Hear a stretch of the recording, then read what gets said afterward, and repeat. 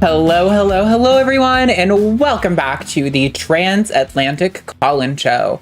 This is the place where you get to call in and talk to two trans people about all of your questions, anything and everything trans. I am steering the ship today. I am Arden Hart, and with me is, of course, Luxander. What's going on, Lux?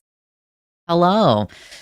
My chronic illness has been chronic illnessing this week. So I'm just like, I'm doing what I can to, yeah, I know. It's like, I was so exhausted and my brain felt like soup all week. And so I'm like, we have to deactivate the sympathetic nervous system because I think that is the problem and it's making me have more symptoms and everything. So I'm avoiding social media. I've saved most of my debate energy for this show this week. I did entertain a troll in my YouTube chat last night on my stream, but Yep. for the most part, it's like I don't need to know anything that's happening in the world. I'm just we're reducing the focus down. So, how are you today? I'm doing okay, actually. I feel like I'm in a much better mood than I have been the last few weeks, but we were talking a lot in the pre-show. There's definitely still some, it's just, we live in such a weird time. It's really hard to, I feel like, have a consistent emotional state when the state of your rights is constantly in flux. And I don't just mean from like politician to politician, right? Like there are constantly these new orders being signed, and then there's injunctions being held, and then there's policies with organizations, and those get like changed and revoked. And so it's very weird to know exactly how to feel. And I think, like you're saying, like a lot of us are just kind of like turning the dial down on a lot of it and not engaging. I mean, and I've been rewatching Adventure Time. Whenever I'm like, oh no, I'm feeling stressed and like I need to engage with the news, I'm just going to watch Adventure Time and let the nonsense fill up my brain. And that's been great. That's been a great strategy, honestly, so far. Yeah. But it's overwhelming. It's a lot to deal with. Yeah. I'm trying to do movie reviews instead of talking about politics du jour. Like, we were talking about also like everybody, you have to upload a lot of videos on YouTube in order to be considered like good in the algorithm. And so it was, like I wanted to post every day a video. So I would stream and I would have this batch recording and then, every single day, but you can't do it anymore, which then I can talk about movies. And that's a great way to still inject politics, but through a kind of separation, especially with fiction that allows you to kind of more easily absorb the ideas and then talk about it from a much more relaxed perspective. So we have a chatter who, like you, watches trash reality TV. Yes. Yes. Yes. Love it. I live for it. Listen. Oh my God. Actually, on that note, I recently started the new season of The Secret Lives of Mormon Wives. And you guys, that is something I highly recommend all of us watch. Mostly because, listen, if you have actually deep religious trauma, don't actually. But if you feel like you are pretty emotionally like stable, fascinating to watch. These people who don't really follow any of the principles of their religion in practice, but definitely use it as a like moral bludgeon to hit each other with when they want to sort of gain the higher ground in a conversation. The manipulative level of the language is off the charts in that show, and just fascinating to watch. And they all have like sexual proclivities and hangups that they like kind of deny and don't talk about, but also they come up, and it's like, it's very, very interesting. I mean, just from like I often say when I'm watching reality TV, especially dating shows, that I feel like I'm watching a nature documentary where I'm like, they put all of these apes in this room together and now we get to watch them interact. And I'm like, that is what it feels like. Yeah. Like Mean Girls, you get that scene of them all like acting like animals around the watering hole. Yes, so literally, that is what it feels like. It's so interesting, but also, again, terrifying, especially if you have deep religious trauma. There is definitely some language in there that like could trigger some people. But anyway, that is all the silly stuff. We do have a call-in show about trans rights that we're about to get to. We are going to take a look at the poll really quick. Last week's poll, discuss the results, and then we will get to our first caller. So last week's poll was, if a trans athlete qualifies for competition, should an additional cis athlete also be allowed to qualify? I saw a lot of people complaining they didn't really understand the question. I think it's worded pretty fairly, but the situation doesn't make sense. And I think that's really the problem.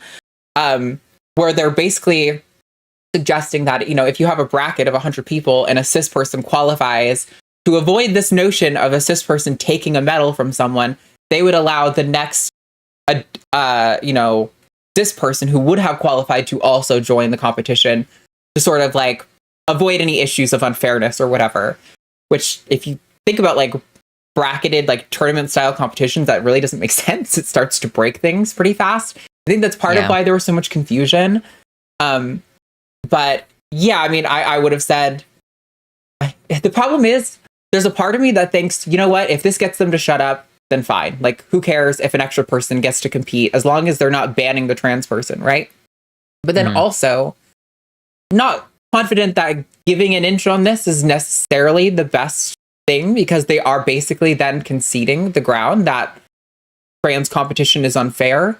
So I don't know exactly. I think I'd probably fall on no on this, but there's a world where I could see it working. But yeah, I don't know. What are your thoughts, Lex? I mean, I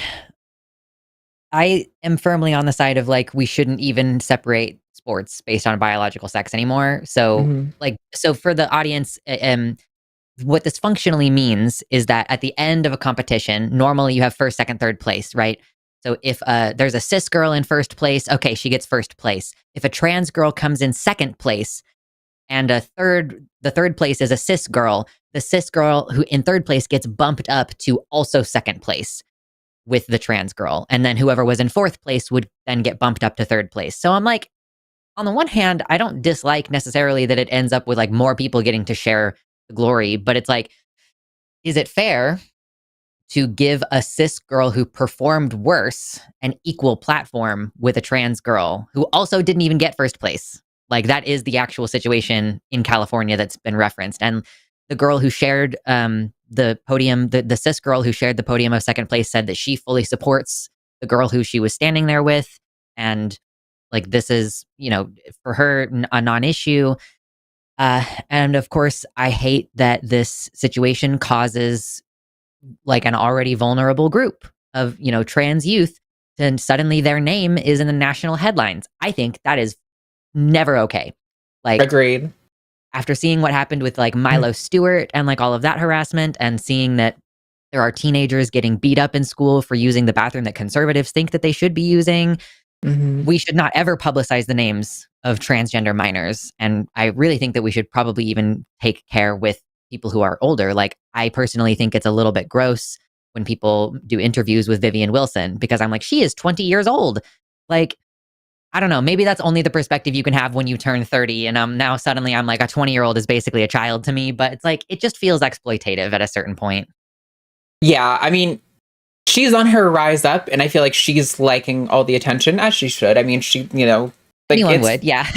But I get what you mean. It does feel like it's really hard to know what arena you're getting into with this kind of stuff. And being thrown into it is definitely a lot harder than stepping into it, which is already so like hard. Non-consensually. That's the big problem, is like, I just wanted to participate in a sport, and now non-consensually, I am the subject of international headlines. Right. And will be referenced in debates like this going forward for like a really long time. That like, I feel so bad for people like Fallon Fox, who like, she is forever a tool in a debate for people. And Leah Thomas. Like, yeah. And I'm not immune. Like, I have referenced her many times because I think it's important to, there's certain elements of that story that are like really important to point out and to talk about. But I can't imagine what it feels like being the subject of that. And so, yeah. But okay, so let's put in this week's poll, and we'll read it, and then we're going to take our first caller, and the poll will pop up in the chat so you guys can vote, and then we will talk about it. So this week's poll reads, do you think talking more about our personal lives would normalize trans people rather than debate? So the question is, again, do you think talking about our personal lives would help normalize trans people more than debate it? So I'm going to put that in the chat right now. And do you see a caller you want? You can bring them in the room if you want while I get this poll up. Oh gosh, there's so many interesting ones today. Let's see. I don't know. Let's I feel like, I don't know. Man, I'm not good at choosing what order. I'm so typically I just take them in the order that they come. I think you were wanting to maybe skip the first one, so we could just go with the second one. Or not skip, Yeah. but come back to the first one. Yeah, we'll get to them for sure. Yeah. So let's start with Micah Sheher from Illinois. Wants to know how to deal with parents who aren't fully in the picture, but not going no contact regarding trans issues. Micah, hello. You are live on the line. How's it going? Hey, nice to talk to y'all. Can you hear me well? Yep. Yeah. All right, cool. Give me just a few seconds. I want to get to somewhere where I can talk a bit better. No problem.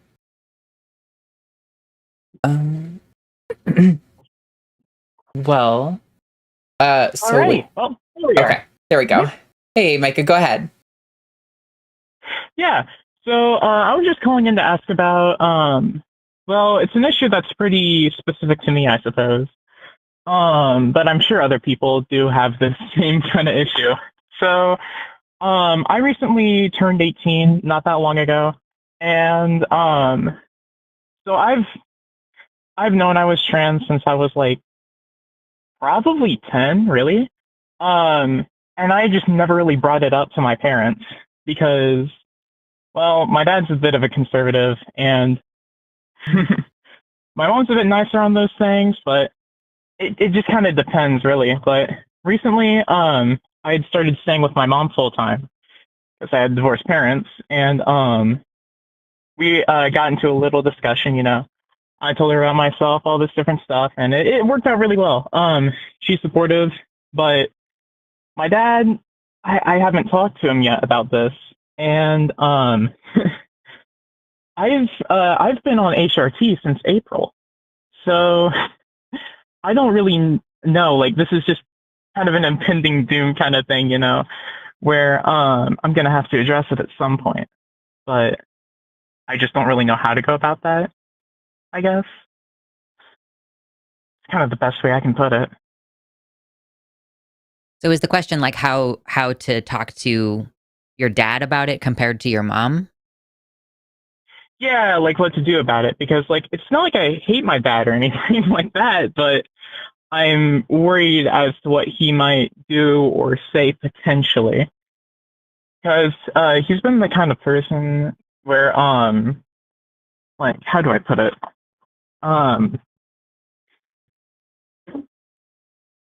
Well, he listens to a lot of more conservative voices online all the time, and like people like Tim Pool, for example. So he's not really receptive, I suppose. This is something that we have been talking about is like, the debate thing versus like the human element, like so many Republican politicians didn't accept gay marriage until a family member turned out to be gay. And they're like, well, I guess I'll show up to my daughter's wedding. So yeah, it's like, if your dad is listening to a bunch of conservative voices, I mean, there is a reason why they're doing that. They're getting some kind of dopamine from that. They're getting something out of it, which is why they keep consuming that content. But like the question, I guess, is like, does knowing you personally override all of the stupid stuff that they're hearing, and does it enable them to start to perceive that those things are stupid or whatever? And I would say like you're starting from a pretty strong position because you are not living with your dad, and your mom is supportive. And like, so I wouldn't say like there's a concern for your physical safety or your concern about being financially supported as you look for colleges. So, I mean, you could just start by being like, I think Tim Pool is a fucking idiot. Like, I don't know. You could go after the credibility of the people that he is investing. Like he's giving them credulity or treating them with an amount of credulity. And so going and being like, well, look, here's their inconsistencies and their thought processes. This is counter to the facts. Like if you actually read into that issue, then it turns out Tim Pool is just making shit up. It just sort of depends on how receptive a person is to ideas that will counter the ideas that they believe, versus like how much do you need to use emotion to convince someone, like, regardless of what you think about trans people, this is still painful for me, and so I'm still going to go through with this, Yeah, no. So I understand that. See, I've talked with him a lot about different stuff before. Like we've had like long discussions at night about just random stuff. Like this is why I don't hate him, you know. But one time I was talking to him about like climate change, for example, and he's pretty firm that it doesn't exist. And I showed him rigid proof it does. I cited everything. Like I showed him like fucking Wikipedia article. My bad, I don't mean to cuss, but No, you're good. You're I showed fine. him Wikipedia articles and stuff like that, and other, well, like linking to stuff and showing that, hey, actually, this is like a thing, you know. Like I don't know why we're saying it isn't. And it gets to the point where like, he will end up kind of like accepting what I'm telling him and listening, but he doesn't actually process what I'm saying, you know? So then the next time this topic gets brought up again, he brings up the same, you know, debunked argument that I literally had like a multi-hour conversation with him about. Like, it's kind of coming from that angle, which is why I'm scared to really approach it, because he's pretty well seated in these things. And, well, and as you mentioned, like, it's not necessary that he be on my side necessarily, because, you know, my mom's on my side.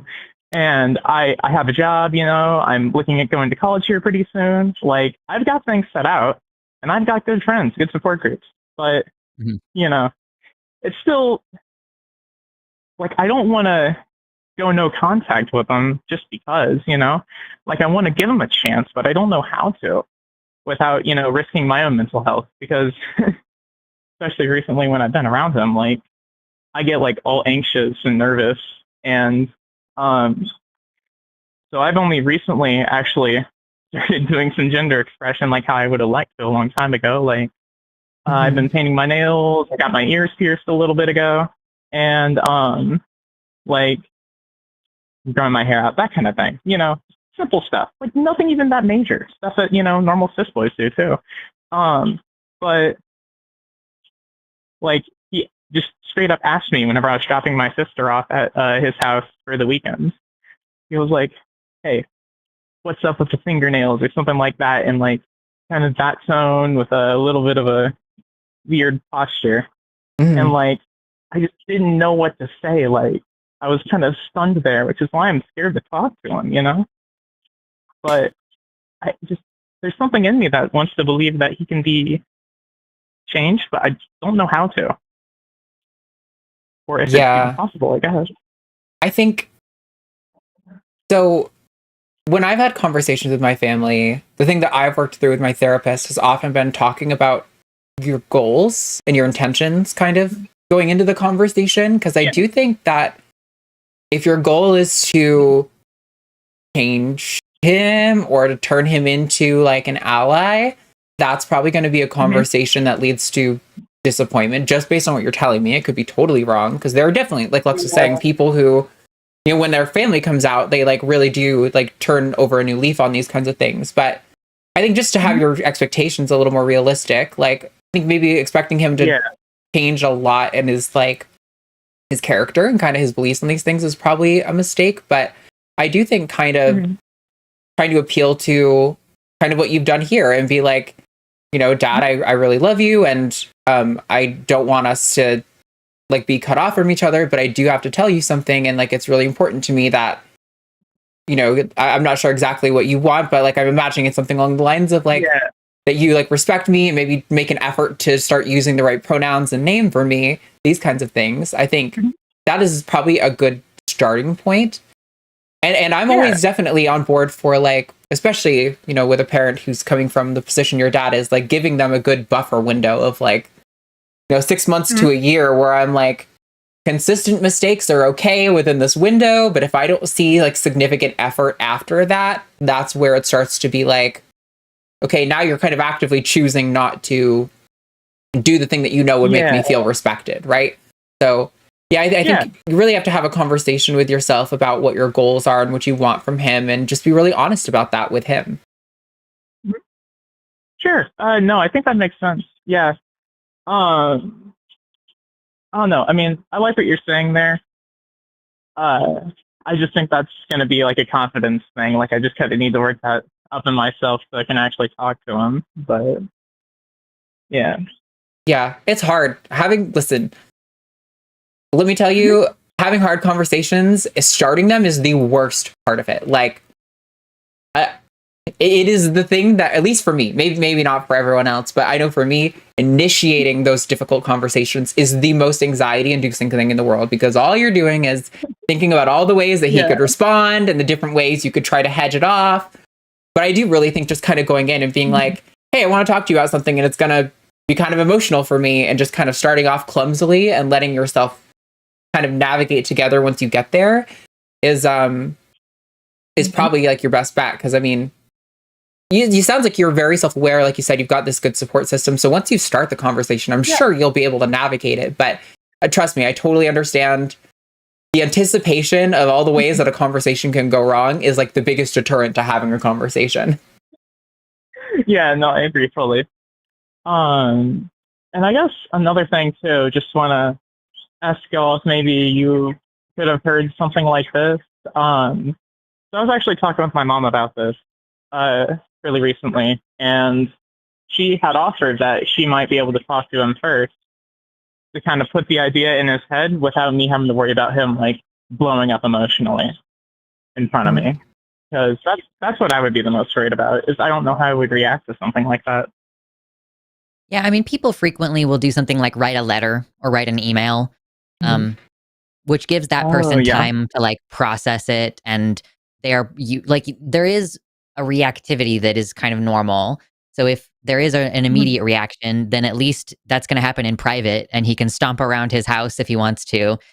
But he's probably going to mull it over and stew in those feelings for a while before directly confronting you about it.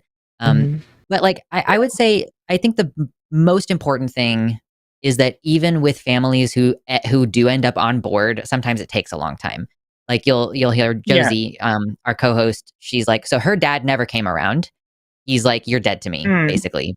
And her mom did initially have like a, I don't want to deal with this kind of reaction, or like, oh, this is going to be bad for you kind of reaction. And now she's on board and she's like fully supportive. So regardless of, like you can do what you're going to do.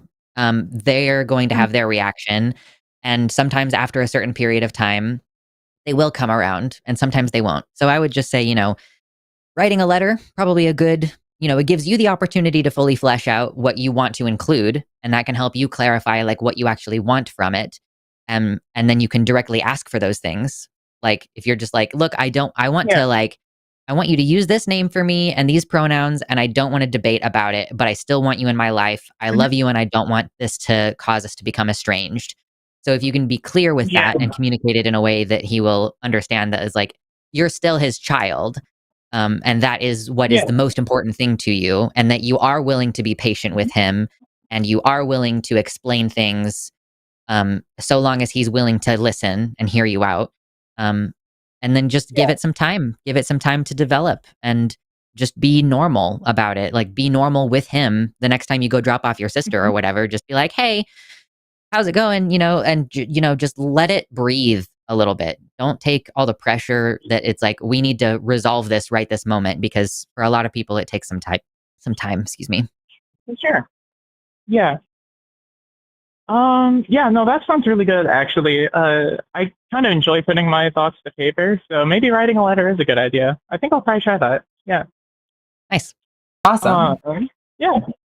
So thank you. I do appreciate that. Totally.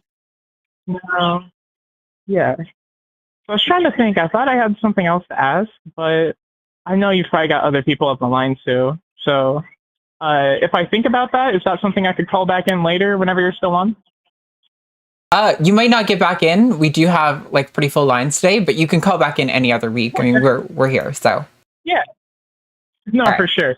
Because I'm at work right now. I'm kind of pacing around out back where I can talk. I'm just trying to get everything out so I can kind of, Sure. Yeah, no worries. Yeah. Well, feel free to call back next week if you have any other thoughts, and we'll let you get back to it. Sure. Thank you. I appreciate it. Have a nice one. Yes, and good luck. Bye, Micah.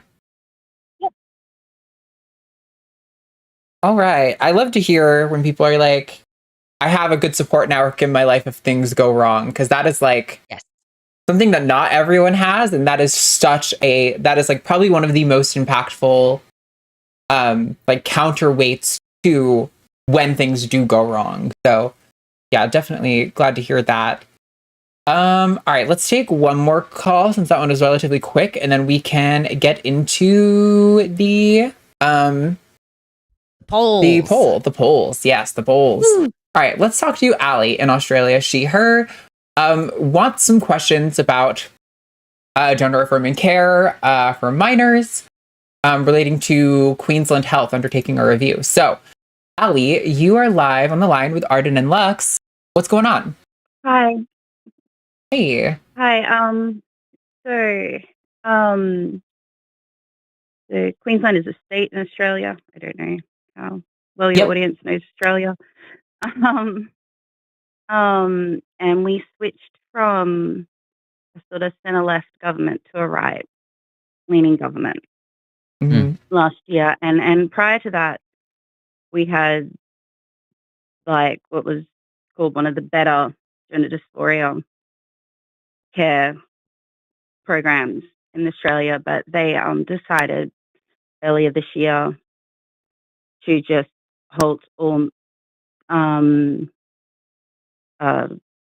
hormone-based care for minors with no notice. Basically, if you're already receiving care, you keep receiving care. If you're due to start next week, they just no, you can't have it. And there's people taking them to court. Like there was some dodgy stuff happening, but they're calling for public input into the review process, which is due to finish in November. But input's got to sort of be in the next month. But they are some weighted questions that they're asking people to comment on in regards to what they call stage 1, which is puberty blockers, and stage 2, which is moving on to hormone treatment. And I guess I'm just sort of sitting there looking at it as to how to fill it in and sort of going, I don't know, do you guys have any like recommendations for like good evidence that's not behind a paywall? Very specifically targeted at minors. I did see Katie Montgomery put out a video about a review that was done in Utah recently that I sort of was looking into just while I was on hold. So ironically, I could reference quickly. But yeah, go for it. So there's a Medium article by Julia Serrano that I've just posted in the YouTube chat called Gender Affirming Care for Trans Youth is Neither New Nor Experimental, a Timeline and Compilation of Studies. So it's from 2 years ago. Cool. But I find it so difficult to, there's so much data. Like, how am I going to pull any one study? You're correct that some of that stuff is behind paywalls, or I don't know exactly how to use the academic search engines. So that would be where I would say to start looking at, just to be like, look, there is a history of providing this care and it's been successful. Yeah. Allie, I will note. Go ahead. All of those treatments are available for anything other than gender dysphoria. Yeah, right. That too. Right, of course. Yeah. Allie, how familiar are you with reading through studies and kind of determining how strong they are? I started higher education 20 years ago, but didn't finish. So I thought I had done a little bit. Okay. Of learning to read studies a while ago. I'm relatively confident, but my majors were in literature and stuff. And so medical and that sort of thing is it's just a whole nother language, which is totally a lot to pass through. Yeah, and in a lot of these papers, they will come up with a phrase that they shorten to 4 letters, acronyms that's only used in this paper, nowhere else in research. And then you start seeing this at different points in the paper and being like, what the fuck does that mean? Totally get you. I would say if you have some knowledge, I think actually things like Perplexity or ChatGPT can be a good place to start. because they can do a lot of the heavy lifting at sourcing like a summary to you, but then you would really have to, especially with these platforms, follow through those links and make sure it is actually saying what they're saying. Yeah. They are pretty good, Proofread. but definitely proofread. But yeah, the thing that Lux sent you is great. Also, there's a Reddit thread called A Comprehensive Defense of Trans People that compiles a lot of really good studies. Our Ahmad Khalesia in chat regularly puts in a research link from Vice Rhino on trans studies. But yeah, I mean, you can also reference, there was a independent review done in Australia, I forget by what organization exactly, just a few years ago, that in response to, all of this stuff, that again found that gender affirming care for minors is safe and effective. I know a lot of them will reference this one study. Or sorry, go ahead. And that's it, where I guess I'm generally aware, like PBD blockers are fine unless you're on them for too long, like I'm sort of generally aware of these things, but I guess sort of wanting to make my responses weighty as possible, I guess, particularly because like the way they phrase the questions, they've gone like, what are your concerns with stage 1? What are your concerns with stage 2? There's no, what are your positives about anything? Like they've really weighted the questionnaire that people have to reply to as well. And I'm like, and I know a lot of people do, but a lot of people, if you just strictly answer the question without elaborating further, like it's just naturally going to be weighted the other way. I think part of the way to respond then is potentially to kind of a little bit of what Lux and I were talking about at the beginning of the show today, is to not necessarily focus so much on the research, but to talk about, obviously referencing the research is good here, but to do something more like, my concern at stage 1 is that we're already, like the Journal of the American Medical Association put out a good report that seemed to indicate that children who need this care are actually not getting it at a sufficient rate. That's not exactly what they found. That was what the researchers concluded from the findings that were in the paper, was that the care was happening at very, very rarely.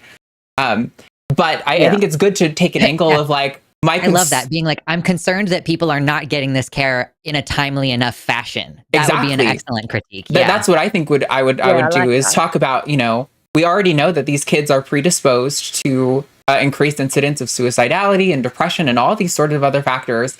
And by refusing them care and making them the subject of, a completely unfairly, like they're placing an unfair standard on trans healthcare that they're not placing on other care that is has similar evidentiary weight, that's going to exacerbate the feelings of being othered that these trans kids have, and that they're not going to be getting the one care that we know is safe and effective at reducing those symptoms. And that no medicine is without any risk. Every medicine comes with some degree of risk to the health and well-being of the person taking it, and that these things were already considered by doctors long before politicians decided to start getting into it. It's so frustrating because this new government got in, like a year before they got in, the previous government had done a review and gone, we're happy with it. Healthcare should be between the person and their doctor. Mm-hmm. And then, this new government got in and decided, no, we want more control. Yeah, I mean, and likely the result is going to be similar to what it was in Utah, where they commissioned a report. The report came back with the evidence that the care is safe and effective. And then they went, well, you know what? We're with the public on this and we don't think it's good. So we're not going to issue it anyway. So it's like, I would also, question their motives. Why are you really doing this? Do you actually care about the safety and health of trans minors? I know there's at least one court case because they did this thing where because you have to have a review for these sorts of things in like a consultation for these sorts of things like legally, but they started a consultation at 10 a.m. and then started the press conference at 10:06 and announced the media release at 10:17, but didn't finish the consultation till 10:20. Interesting. A 20-minute, there's people taking them to court over it already. But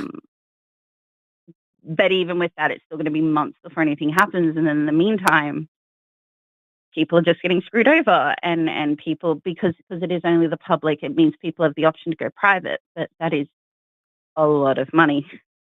Yeah.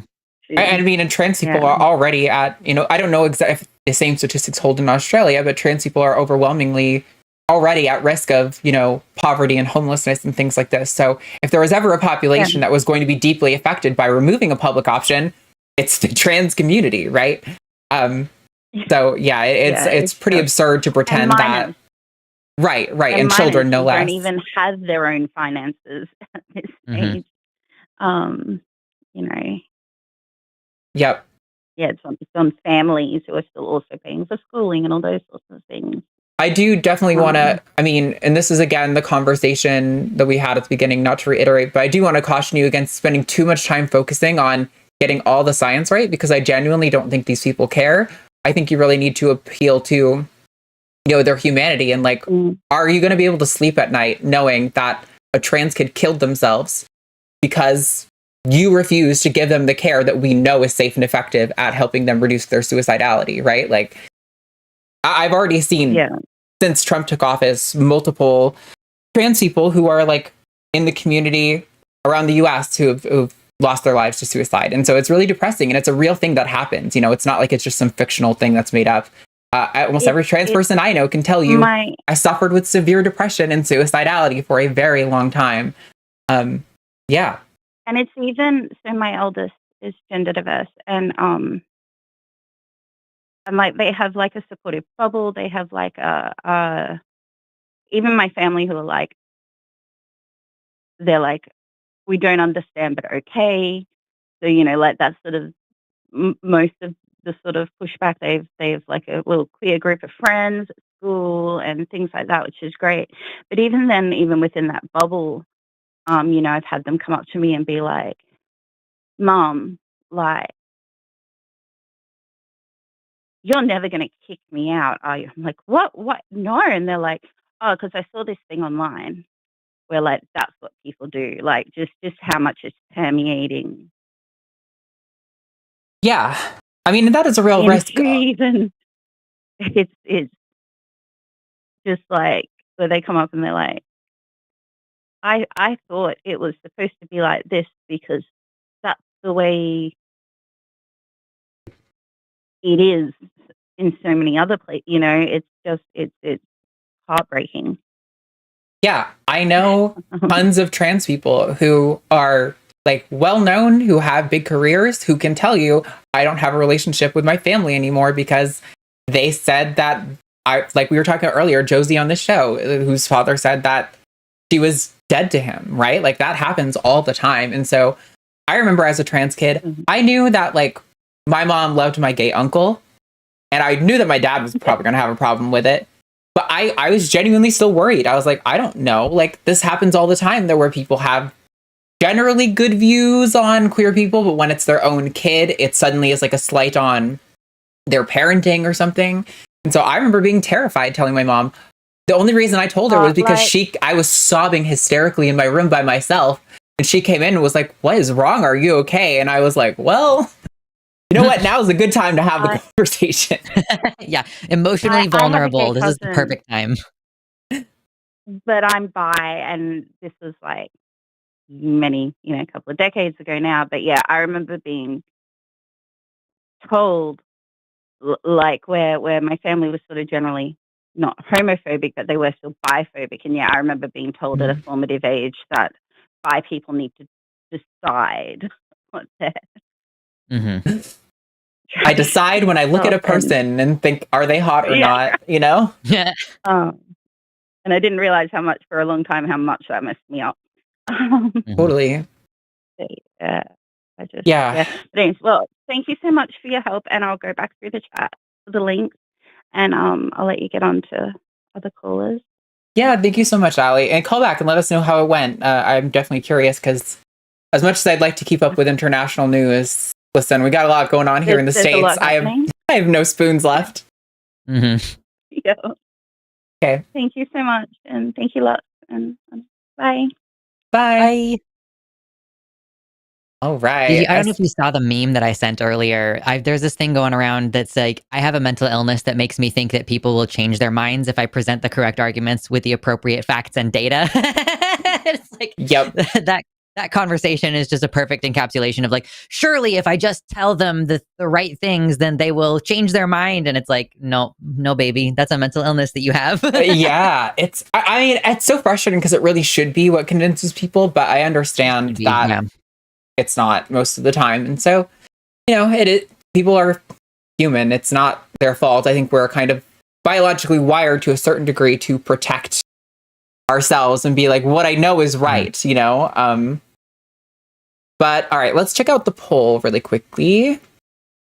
So again, that poll was, do you think talking more about our personal lives would normalize trans people rather than debate?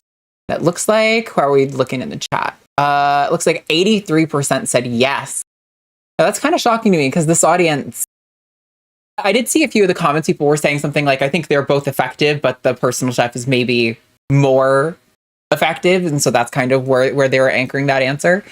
Yeah, and I think that is the thing that I'm finding. And it's frustrating because when we started the show, I very much came into the show with the mentality of I'm going to try to keep as much of my personal stuff out of it. Like, obviously, I talk about like my relationship with my dad as it's relevant to the caller or the topic, right?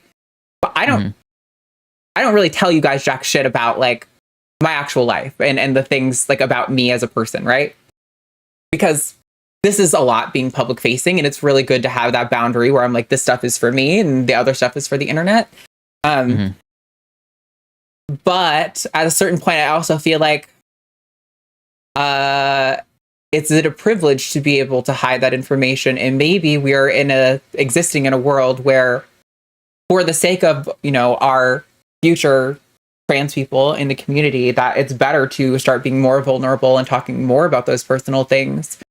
And really talking out the feelings, because like it's been such an emotional roller coaster the last few months. And I think all of you guys can relate to that. And so even the people who are cis in the audience, I think, can relate to that. And so I think, that might be more of a touchstone for people. I don't know. What are your thoughts, Lex? I mean, I do, I relate this to like pop culture because that's like the thing that it's like my special interest, and that's the thing that I'm using as the lens to relate a lot of stuff to. So I mentioned before the show started that like this conversation sounds to me like similar to the conversation of questions about, are we going to have a trans character in this new TV show? It had like Disney cuts a small trans part from whatever TV show that was that they were going to do. There was like a whole storyboard of like a kid feeling weird about choosing which bathroom to use, and it got cut, versus like 10 years ago or however long ago it was when we had Orange is the New Black and Laverne Cox was like she was the thing about that show that everybody kept talking about. And like that is like through narrative, like that is a way of telling about a version of a personal life experience that a person could have. And I think that for a lot of people that can be effective, and as well as the whole like, well, I had a gay kid and so I finally came around on gay people. I guess like what we're ultimately driving toward is like like we're just trying to refine our efforts to be persuasive, is kind of at the end of the day. So like, Arden and I both are very much like, well, I'm persuaded by the facts, like I'm persuaded by the data, but most people aren't that, and that is a challenge for us. Like for me personally, I view that as like through the lens of my neurodivergency, where I'm like, well, of course you would change your mind if the data was different. Like that's why I wear a mask now, and I didn't wear a mask as vigilantly at the beginning of COVID because I didn't know what I know now. And now that I know things, I'm going to change my behavior. But other people care more about their personal comfort. Other people care more about, things that are directly impacting them in their lives. So like, I think that for the most part, you can't reason people out of positions that they didn't reason themselves into. And therefore you do have to use more emotional manipulation. And like, that sounds bad. I'm using that term in a really like objective way though, because like all forms of emotional solicitation are like a form of manipulation. Like a baby crying because it's hungry is manipulating you. So yeah, just like having to use more emotional tactics to actually get people to come around on things. It seems like, and this is me changing my mind based on what actually works. I think that we do need to use more emotional leverage and talk about how this is impacting us personally, and try to go from that perspective of like, listen, I don't have an ideology. Like, and that's the thing too. We do not reason ourselves into being trans as well. Like, I saw someone in the chat earlier was like, how could you believe that you are a man or a woman unless you don't have deep ontological beliefs about what a man and woman are? And it's like, we don't have an ideology that causes us to be trans. So it's just like, this is how I feel. And for me as a non-binary person, this is how I try to explain it to people. Like, I tried to be a woman and I tried to be a man, and I was even willing to do different flavors of that thing. Like, you can be a feminine man or a masculine woman, and none of that felt right to me. I was still unhappy. And then now I'm like, oh, okay, well, now that I accept that I'm non-binary, I can dress however I want, and it doesn't really impact me in the same way as if I was like, I'm a woman and I'm trying to fit into that role, and what kind of woman am I going to be? Like, it just doesn't work. So yeah, I know people use art as a form of persuasion. I do understand why there is an unwillingness to be as vulnerable, because someone on the posts, on the actual poll that we have on the community posts tab, someone says like, okay, so first of all, there's always going to be people who want to debate and who are not going to accept your personal lived reality as evidence of your own lived reality. But there are also people who will just weaponize your vulnerability against you. So if you reveal like, oh, well, I'm dysphoric about this, which is why I did this change, then people are suddenly going to point out your hairline every single time. Right. Like, so it's a complicated issue. But I mean, I think that has been my approach for the last like 4 years. And clearly, like, listen, I'm not under the delusion that TACIS is going to fix the world or anything like that, right?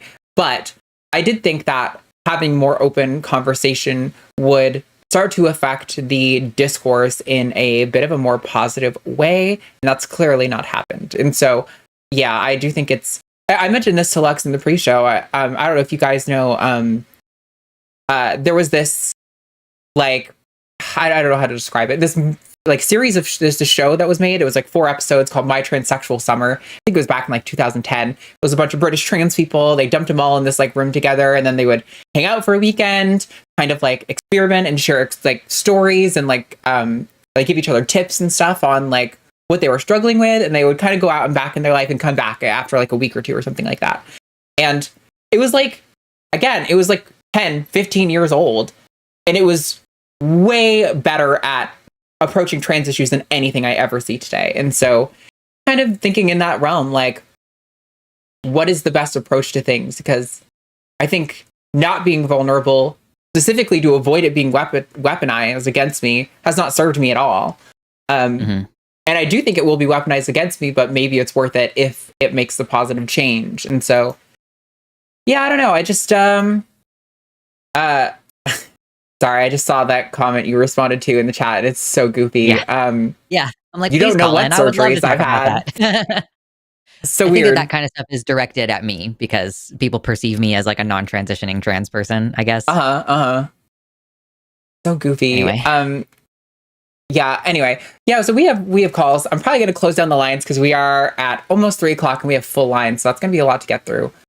So if you are in the queue now, hang out. Screener, if you can hear me, I will send you a quick message as well. I'm sorry, I missed a few messages from our screener. I'm realizing the lines are closed now. Sorry, I missed these. And a grimacy face because I should have been paying a little bit closer attention. I had to turn off my Discord notifications because all of a sudden they were going out to the audience, and they haven't for the last like year and a half. But all of a sudden I was producing a show the other night, and the hosts were like, why am I getting like assaulted with very loud Discord notifications? Like, oh, yeah. My bad. Okay. So we do have a few spicy calls in the chat, or in our line. So why don't we take them first? And then hopefully we'll have some more casual, fun calls first. I think I'm taking 7-5 first, because 9-4, while it is the most spicy, has called the last few weeks in a row. And so let's give a chance to someone else first. So Ryan from Utah, pronouns are he, him, says that mostly left-leaning trans ally called a transphobe for mocking neopronouns. They said neopronouns are fake and gay. So Ryan, you are live on TACIS with Arden and Lux. What's going on? Hi. How you guys doing? Doing all right? Solid. What's up? Awesome. Right. This is maybe a dumb use of call, but that's kind of my lane. So,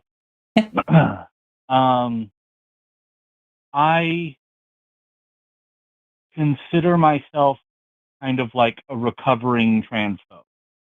And one of the things that this show has done over the last few years is really help change my mind on a lot of different misunderstandings that have led people to take transphobic positions, even though they have nothing personal against trans people. So I'm wondering if neopronouns are one of those positions that I have that is considered transphobic, even if I don't consider myself transphobic. Sure. And so specifically your position is, I'm guessing it's a little bit sarcastic, but you're saying neopronouns are fake and gay. Basically, you don't think they're valid, or they're like, what is the actual position?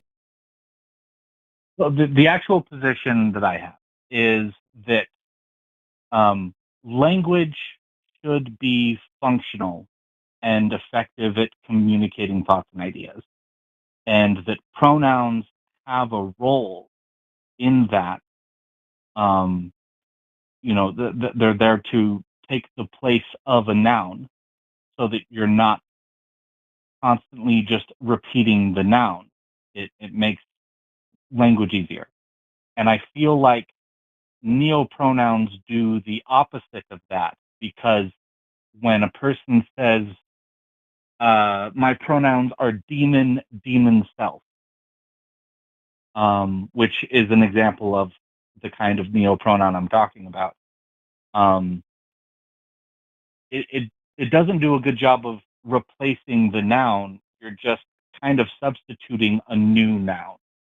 And you see this a lot of the times with the people who call in and like refuse to put their pronouns, like the guy that did like Lord and Master as his pronouns, or there was a show, Force Valkai, where the guy says his pronouns was Jesus loves you. Those aren't pronouns.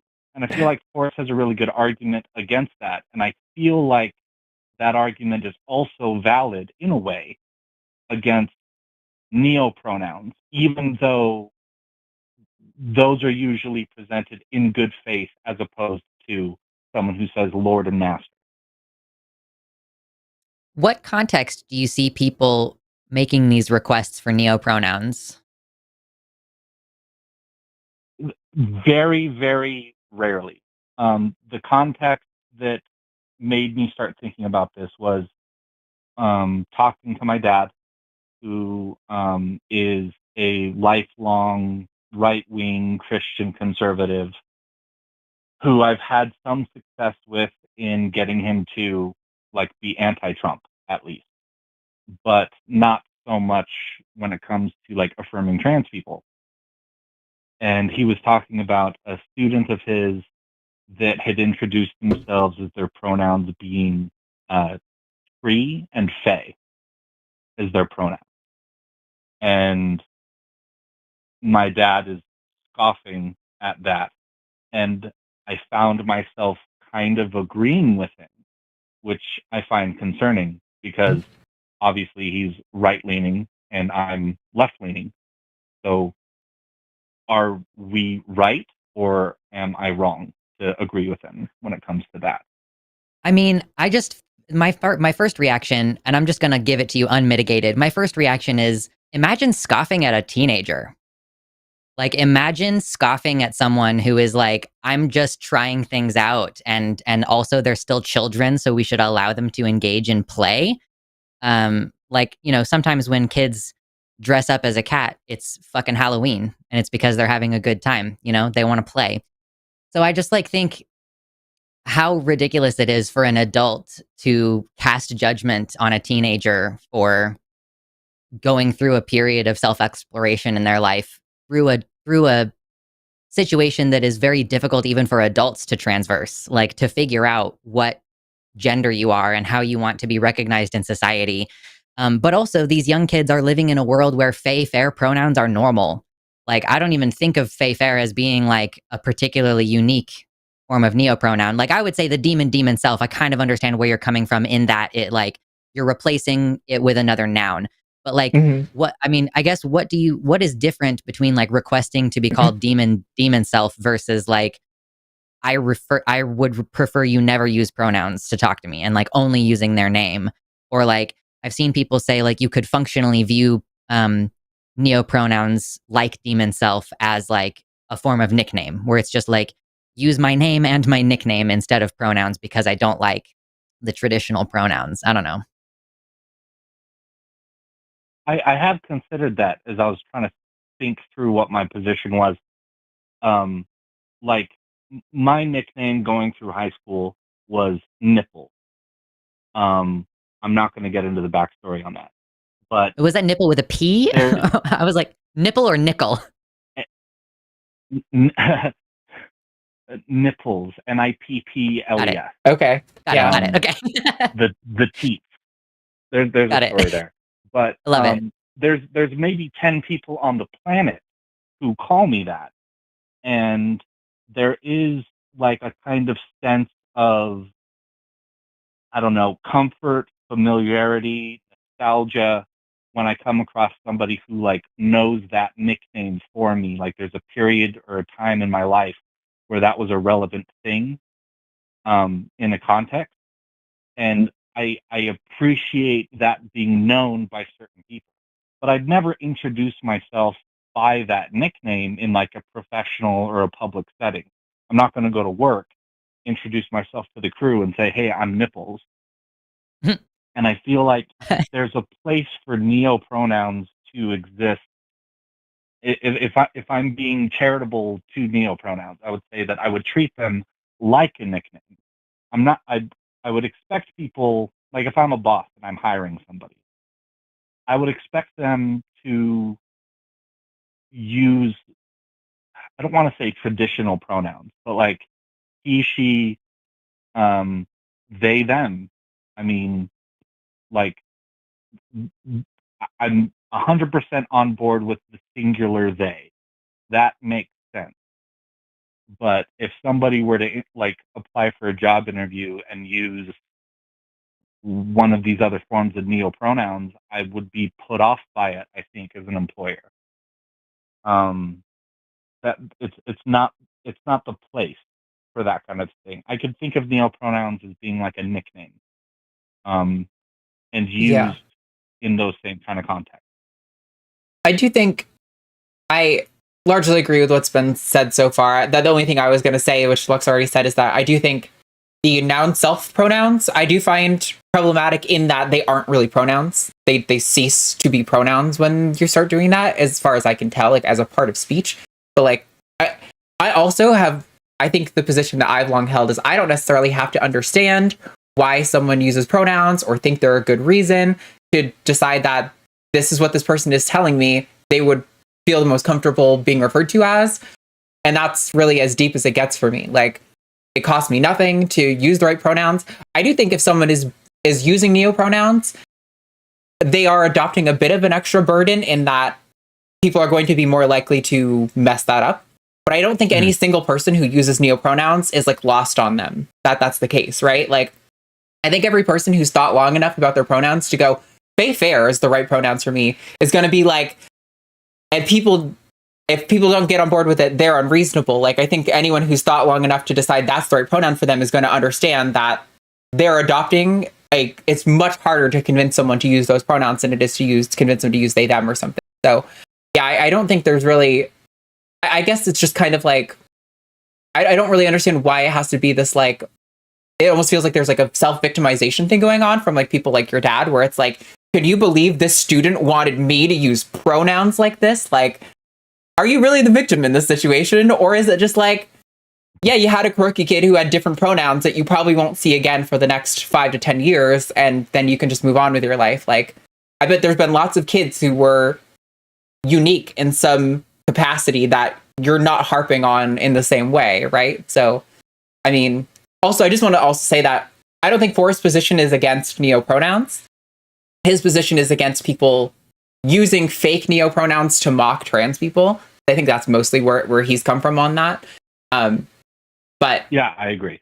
But yeah, I definitely, if somebody asked me to use noun-self pronouns, I would, but I would definitely concede that I think it impedes effective communication in using it as a pronoun.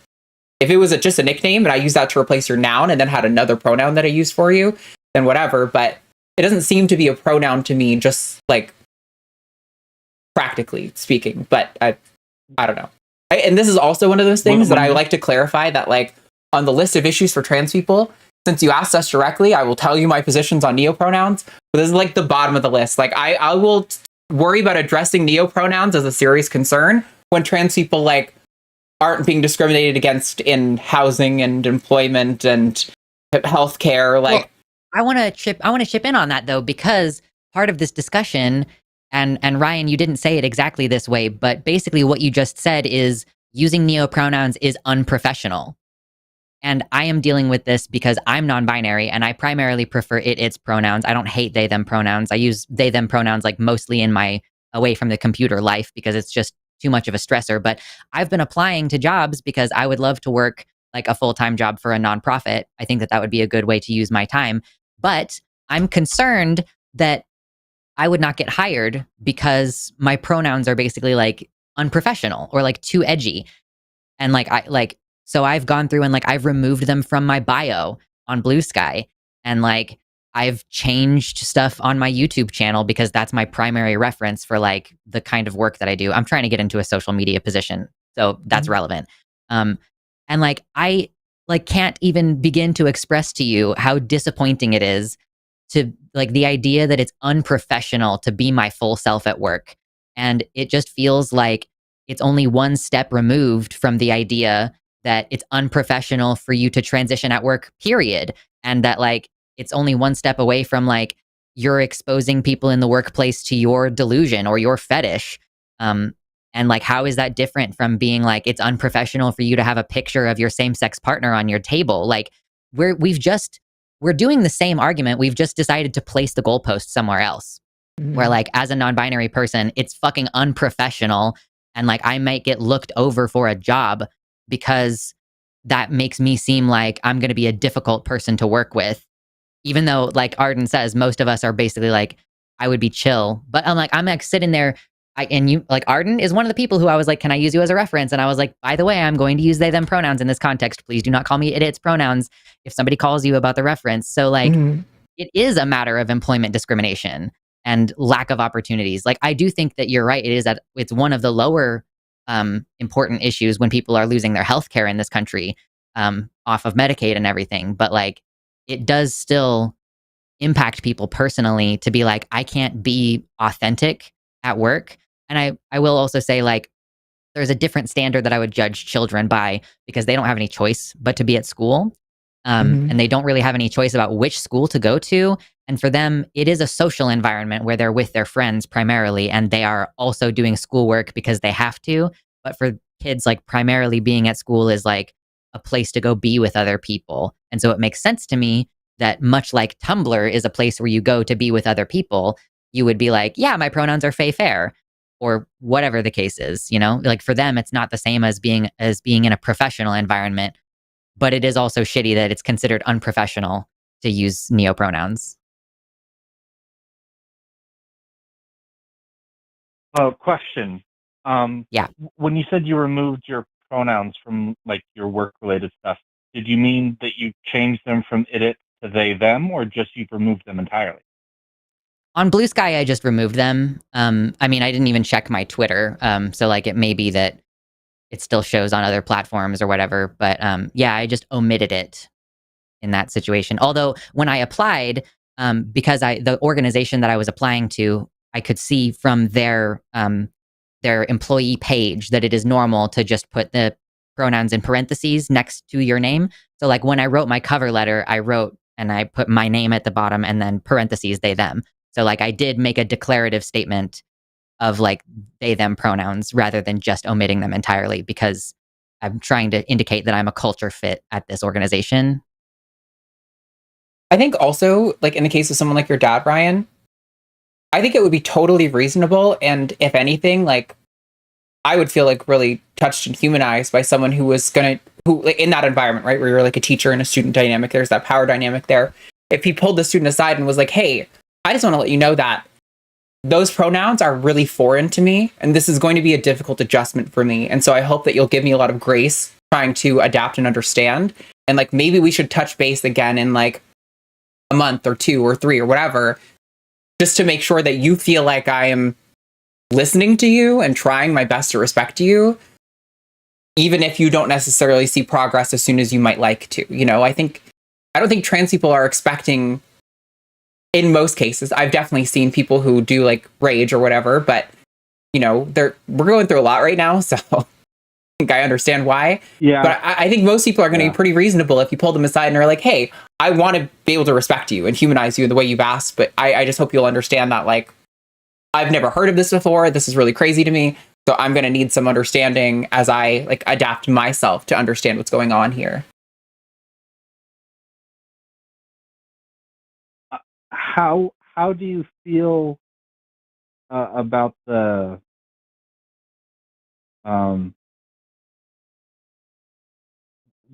accusation, I guess, that having a problem in some way with neopronouns is a transphobia? Can you say it again? It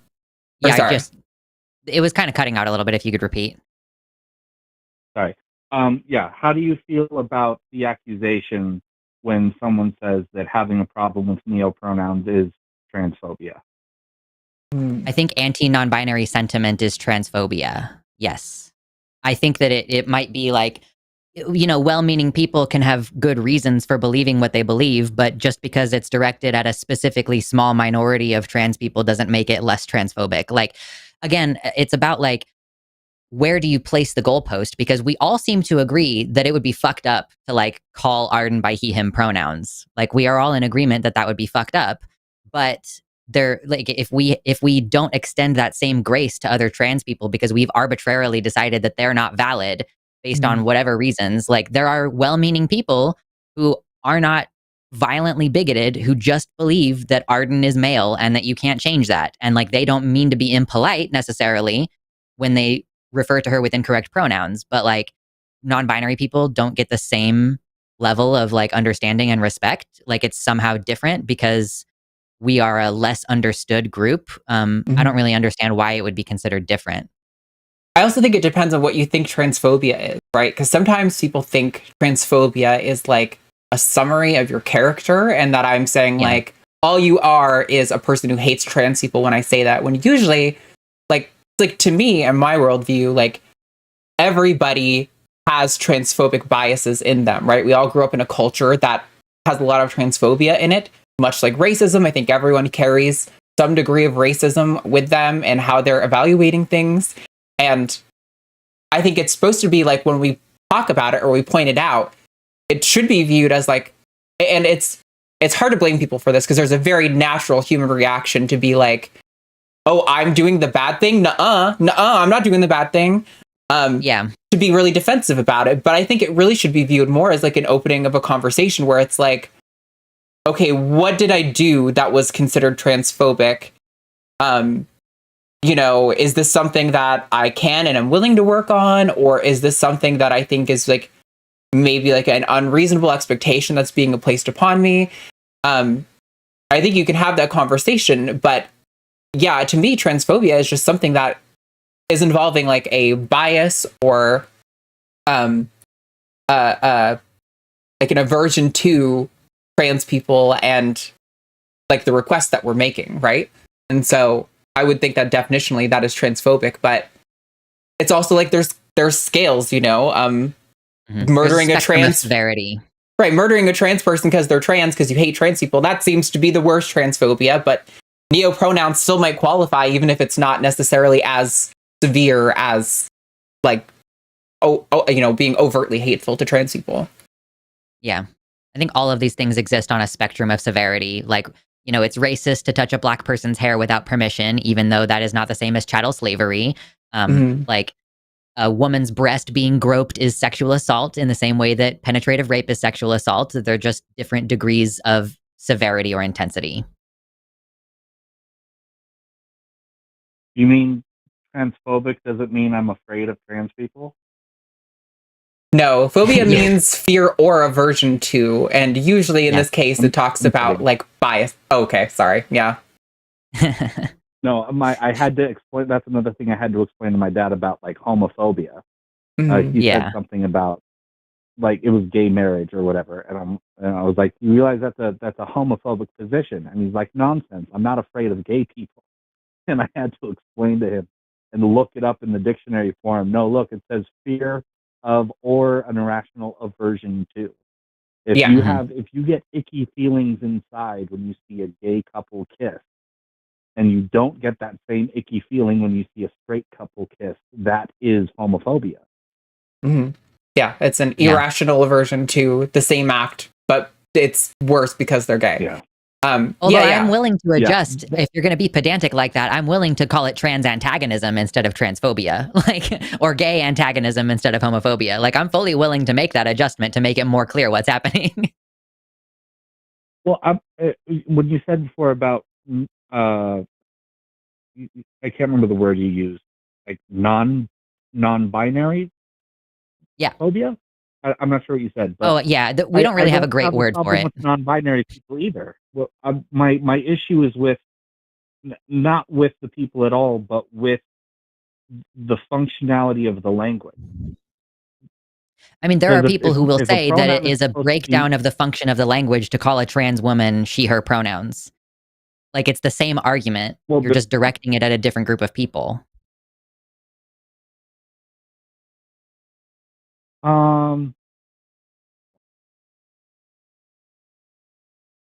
Well, I don't agree with that.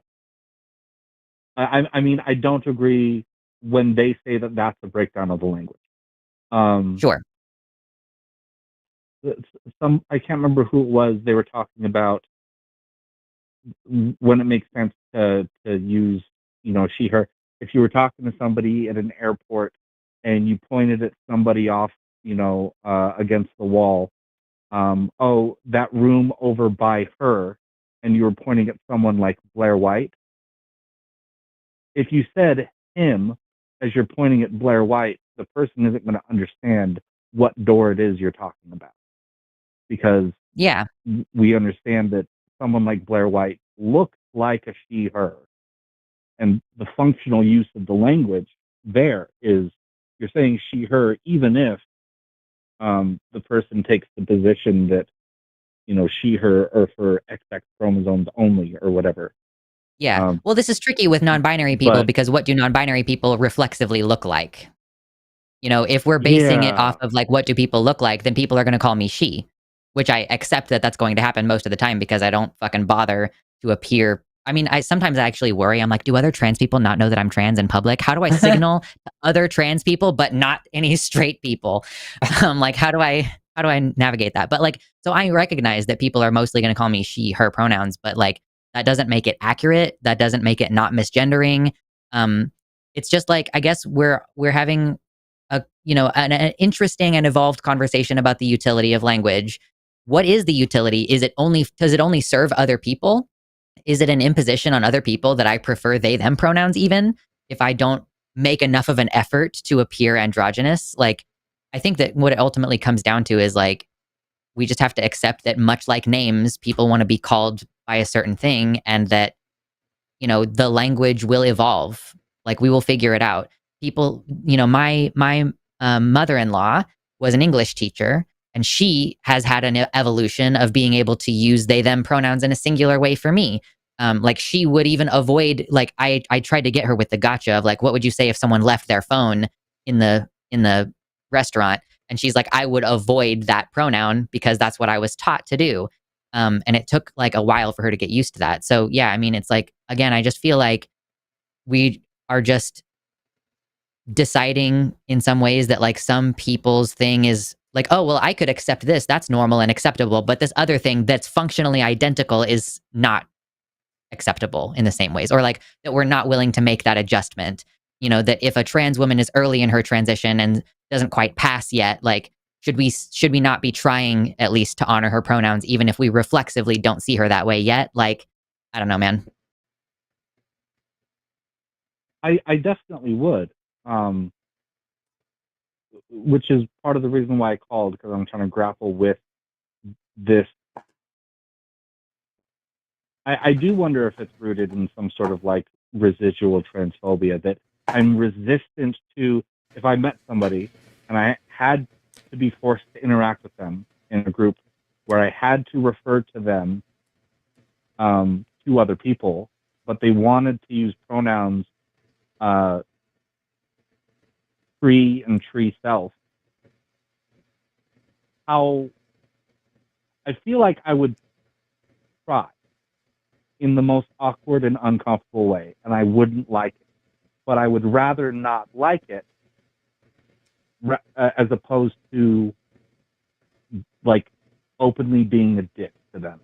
100%. That is how I feel all the time. Yeah. Good. Yeah. See, good catch. No, that is 100%. I think the best thing is like, if you want to be openly hostile to a person when they've told you something makes them uncomfortable, that just kind of sucks, right? Like, there is a level of like unreasonableness. Like, if somebody says like, opening a door is traumatic for me, and so I don't want you to open doors around me, it's kind of like, well, buddy, we have to go in and out of buildings sometimes, and so doors are going to open. If we can try to set up a situation for you where you are exposed to that as minimally as possible, right? And I think that's really what people are asking for in the situation, where it's like, it's going to be more difficult and even maybe potentially unreasonable in some circumstances. But I think really the test of someone's character is if they're willing to try to make someone feel included and safe in an environment, rather than being like, nope, sucks for you. You just have to be a freak on the outside of everything. Like, that sucks. So, and trans people are already predisposed to that a lot. So that's mostly where I think I'm coming from on this, at least.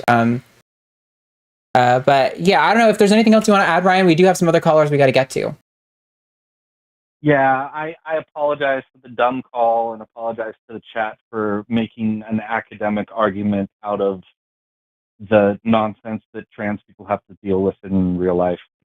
I appreciated the opportunity to get to address it, because I think that it's one of those things where, like, and I want the opportunity to point out we are treating different kinds of trans people differently for arbitrary reasons. So I do appreciate having the opportunity to talk about it.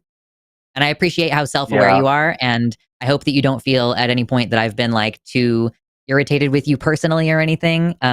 This is just like, obviously I'm bringing in baggage of like years and years of having these conversations with people. And I think that you are like, ultimately, I appreciate that you're on the side of like, I'm going to try to respect people, even if it makes me personally uncomfortable, but obviously you still want to understand. So I get it.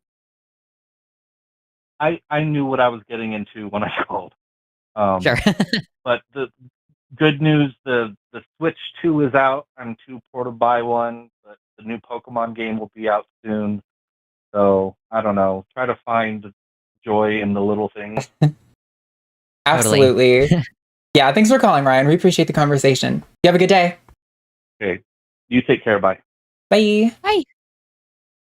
All right. So we have 4 calls on the line, and 3 of them could be kind of contentious. I'm thinking we take 9-4 first, because, well, they've called a lot. It is the most contentious call, and we do tend to kind of prioritize that one. Sure. Let's give it a shot. We're going to talk to Ted in Washington. He, him, wants to talk about the history of gender medicine and why it's not based in science. Oops, sorry, I didn't put down this banner. So Ted, you are live on the line with Arden and Lux. Let's get into it. How's it going, guys? Good to talk to you again. So, yeah, I think I think gender ideology is primarily a philosophical movement and a linguistic movement. And I think it's seeking to redefine what men and women means, but I don't think that it's based in any sort of scientific rigor. Like, it goes back to Simone de Beauvoir, Judith Butler, who said stuff like, a woman becomes a woman. She's not born a woman. And then that kind of inspired Butler. And then you also have a lot of people like John Money. I don't know if you know his story, but he was pretty messed up. So I think there's a lot of bad actors in it, and it's not so scientific. Okay, so sorry, there's like 18 layers there. I'm trying to decide what is the best path to peel through first.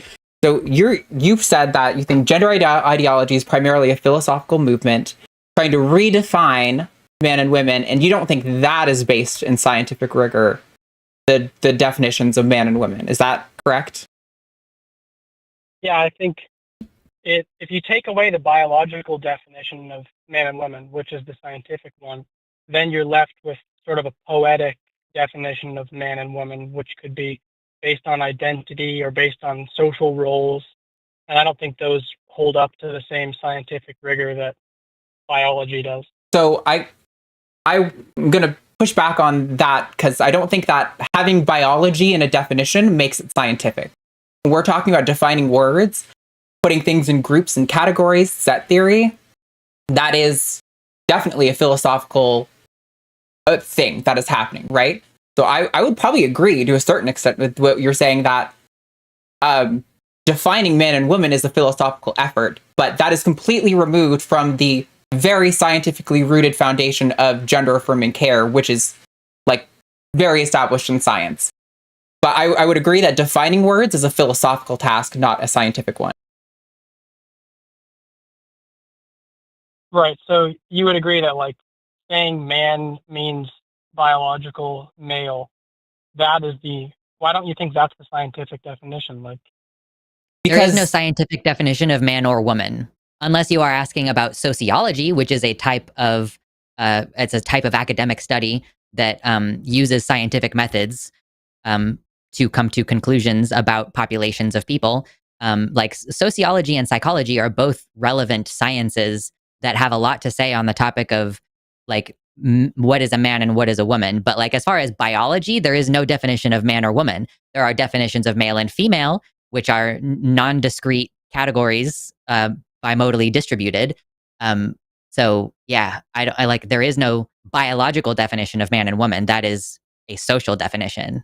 I would also say that even if it were a biological definition, right, using biology to decide where you draw the lines on a category doesn't make it scientific. That is still you subjectively deciding the people in this category, I think philosophically, are described by these biological traits. Like that is still a philosophical effort, even if you're using biology to make some sort of determination there. Okay, yeah, I can agree with that. But I know you guys, we probably disagree on this about whether gender medicine is scientifically backed. I know a lot of you guys don't like the Cass report, but it's not that I don't like it. You guys know it's scientifically poor. I've read the Yale thing. Well, there's some evidence that it's not. Like the Cass removed a lot of the studies that people say, well, she removed all the pro-trans studies. That's because those had high dropouts. They had small sample sizes. They didn't follow up on a long-term basis. So they weren't super strong studies. That's the thing. So here's a couple of thoughts on that. I think it's fair to say that there are probably some studies that were removed that I would agree are weak in their evidentiary weight. However, there's multiple issues that I see with this route, right? One of them is, first of all, some of the studies that she excluded, she said they didn't have a good enough follow-up time, but there was follow-up times of like 6 or 7 years. And so it's kind of absurd to propose that it would have been just after that point, that's when all the regret would have popped up, but we just didn't get the chance to see it. It's very silly. Yeah, almost a decade.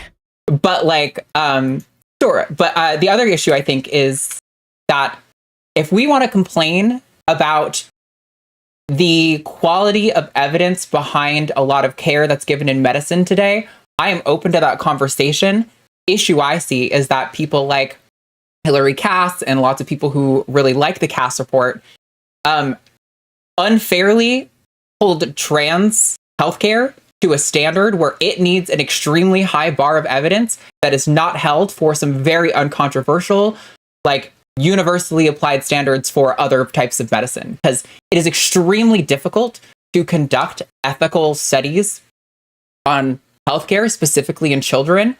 I realize that she's not exclusively asking for like double-blind placebo trials, right? But that is a thing a lot of people on the right who don't understand medicine say, why are we not getting double-blind placebo? And it's like, well, because when there is an established standard of care, it is considered unethical to withhold that care to try to get this like theoretical scientific gold standard. And in many cases, actually comparing to the current standard of care is it better informs the quality of the care that we're going to get with this whatever hypothetical new treatment. So I would agree that there are some studies in trans healthcare that are not as strong as we might want them to be, but that is not unique to trans healthcare. That is a massive problem in medicine in general. There was actually a great study. I don't have the numbers on hand. I had them in my talk that I did, but it's like over 50% of commonplace medical like standards of care are considered poor quality evidence nowadays. But the difference is like trans healthcare, it's based on something that hasn't even been proven. Like nobody's proven gender identity has any like actual basis in reality. It's purely by that measurement, no one has proven that depression exists though, because we diagnose depression based on people's self-reported activities of daily living and their subjective distress. So like, are you just also of the opinion that the entire field of psychology is bunk? The entire field of psychiatry is bunk? Yeah, I am skeptical of those fields. But the difference between the treatments for depression and the treatments for gender dysphoria, antidepressants don't permanently cut off healthy body parts. They don't sterilize and remove fertility. So there's a difference in harm that can be caused by those. Actually, they do mess up your sexual function quite a bit, and they cause people to kill themselves. Antidepressant medication can sometimes worsen symptoms in a way that permanently fucks up people's lives in the form of them killing themselves. And also, we don't really do surgery on trans minors, and their fertility is usually not permanently affected by anything we would do for them in their childhood. And why are you thinking about the fertility of children? It's fucking creepy.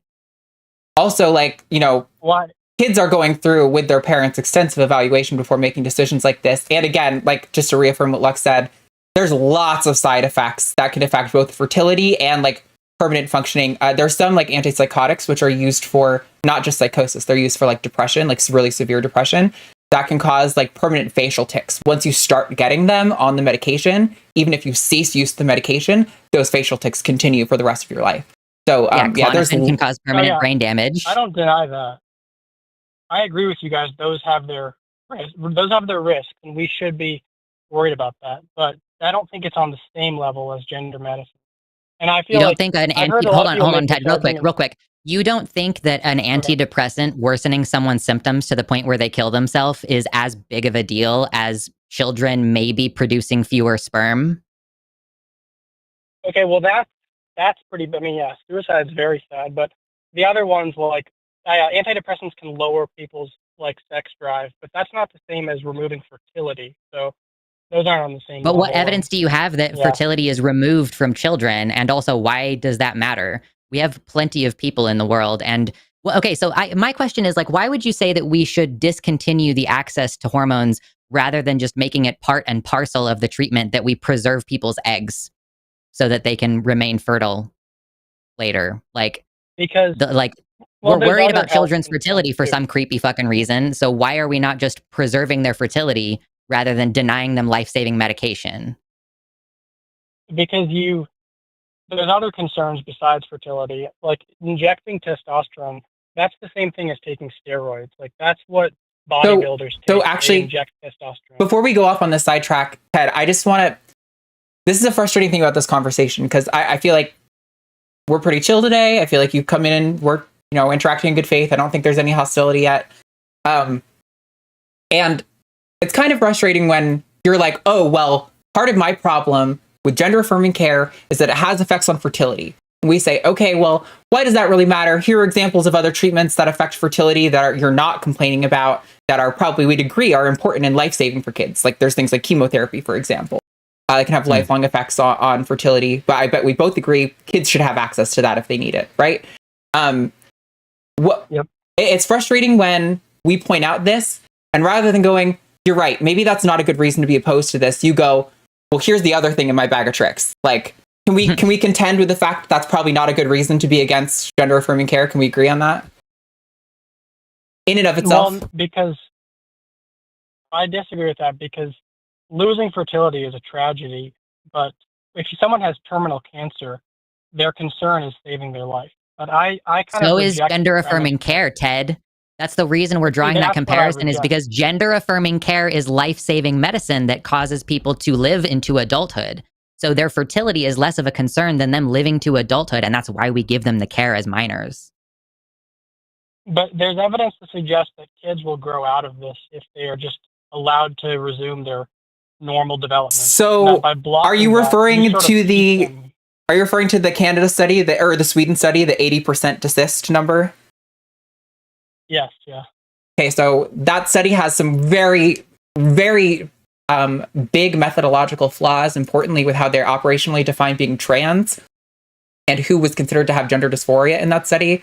That is not a legitimate representation of how many people go on to like desist from transition. We've done long-term studies, and we do this in countries that have national health services, like the UK, where you can look at, okay, the total number of individuals who were put on puberty blockers as teenagers, and like pretty much like 100% of them go on to take cross-sex hormones and are still trans like 10 years later. So you are saying in one situation that, oh, the CAS report, it was acceptable for them to disregard all these poor quality studies, but I'm going to hinge my entire premise that most trans people desist, or most people desist from when they were teenagers or whatever, based on basically one shitty study that included people who simply stopped showing up to the clinic as desisters. Yeah. So like you're being inconsistent here, and that's really frustrating. This is called like a confirmation bias, where you are listening to studies that agree with you regardless of their quality, and you're ignoring studies that disagree with you, again, regardless of their quality and rigor. So I think that there's no right way to be a man or a woman. So it I agree. doesn't tell you anything about somebody to call someone a man or a woman. We So agree if a on that. kid is Why are you bringing that distressed up?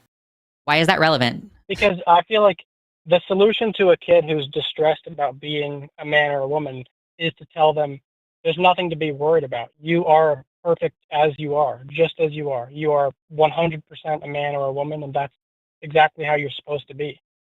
That's called conversion therapy. I think conversion therapy is for gay people, not for Conversion gender. therapy is therapy with the intention of a trans person being cis or a gay person being straight. It's therapy with the intention of you not being queer. Yeah, I feel like it's wrong to tell a gay person to force them to be straight, but I don't think it's wrong to tell somebody to just be how they were born, because that's the healthiest way for their body. Ted, do you think that trans people didn't try to be what they were born? Do you think that most trans people didn't go through probably a significant period of saying, I'm going to try really hard to be what I was born? Well, like, what does it mean to be born like a man or a woman? Like, you can dress however you want to dress. I even think you can call yourself whatever you want to call yourself. This is why Judith Butler says you become a woman, because you aren't born a woman. You're born a baby. Yeah. And then you go through probably a little girlhood, and then you become a woman. I think a man can wear dresses, he can wear suits, he can paint I agree. nails. I don't understand. But he's always going to be a man. Some of them, because sure. that's what man is. There's lots of men who like to wear dresses and dress effeminately and virtually appear indistinguishable from cis women, but they consider themselves men. I'm not opposed to that. Gender affirming care isn't opposed to that. Trans rights activists are not opposed to that. I want people to live in whatever way they feel comfortable. If that's a man wearing a dress who says they're a man, great. If that's a person who is assigned male saying, actually, I think I'm a woman, and maybe they work on cars and they're covered in mud all the time, cool, live your best life. I'm not here to police who you are, because I don't have access to the contents of your mind to be able to tell for sure whether or not you're really gay or really straight or really trans or whatever. But see, this is where I would think it's anti-science, is that the concept of gender identity isn't really based in anything. So what does it mean to feel like a woman or feel like a man without appealing to sexist stereotypes? Well, part of the problem is that I would say that definitionally, I think when we're talking about man and women in the social sense, we're talking about somebody's personal schema related to the female sex or the male sex. So like when we're talking about a gender identity, we are essentially talking about what this individual has pulled together from the expectations of all those social roles to a certain extent. Right, but isn't it better just to teach them to hell with those social roles? Just be you. Be Yes. a man or a woman. Yes, as you that's were what born. we're advocating. Yes, to hell with those roles. If you want to be a little boy who plays with dolls, awesome. I support you and I love you for it. If you tell me you're actually a girl and you want to do things a different way, awesome. I'm here to support you for it. That is the trans rights position. Is to support. By the way, this is literally what gender affirming care, the standards of care indicate. There is no intended goal with gender affirming care. The goal is to support whatever outcome the patient decides or the patient deems from, internal self-evaluation is the best for them. Whether that's being a boy who's a girl or being a boy who's a girl, being a boy who likes girl things, or ending up being someone assigned male who is a girl. But like, what does it mean? Like, how can a boy be a girl? Like, what does that mean? It's a person who has a gender identity that aligns with their schema of the female sex. Right, but that just goes back to the social sexist stereotypes.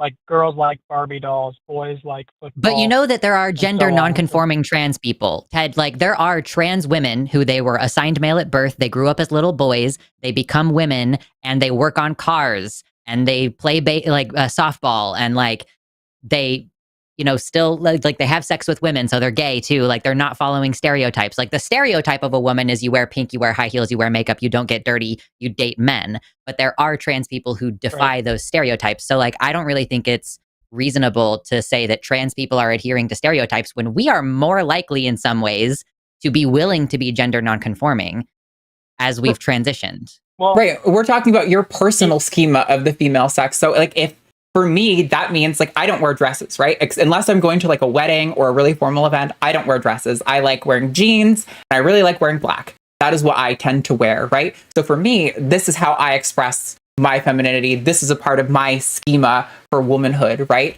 But that's different from somebody else's. Like I have cousins who are very traditional conservative Christians who want to be a housewife. They have like 3 kids. God, that would be fucking a nightmare to me.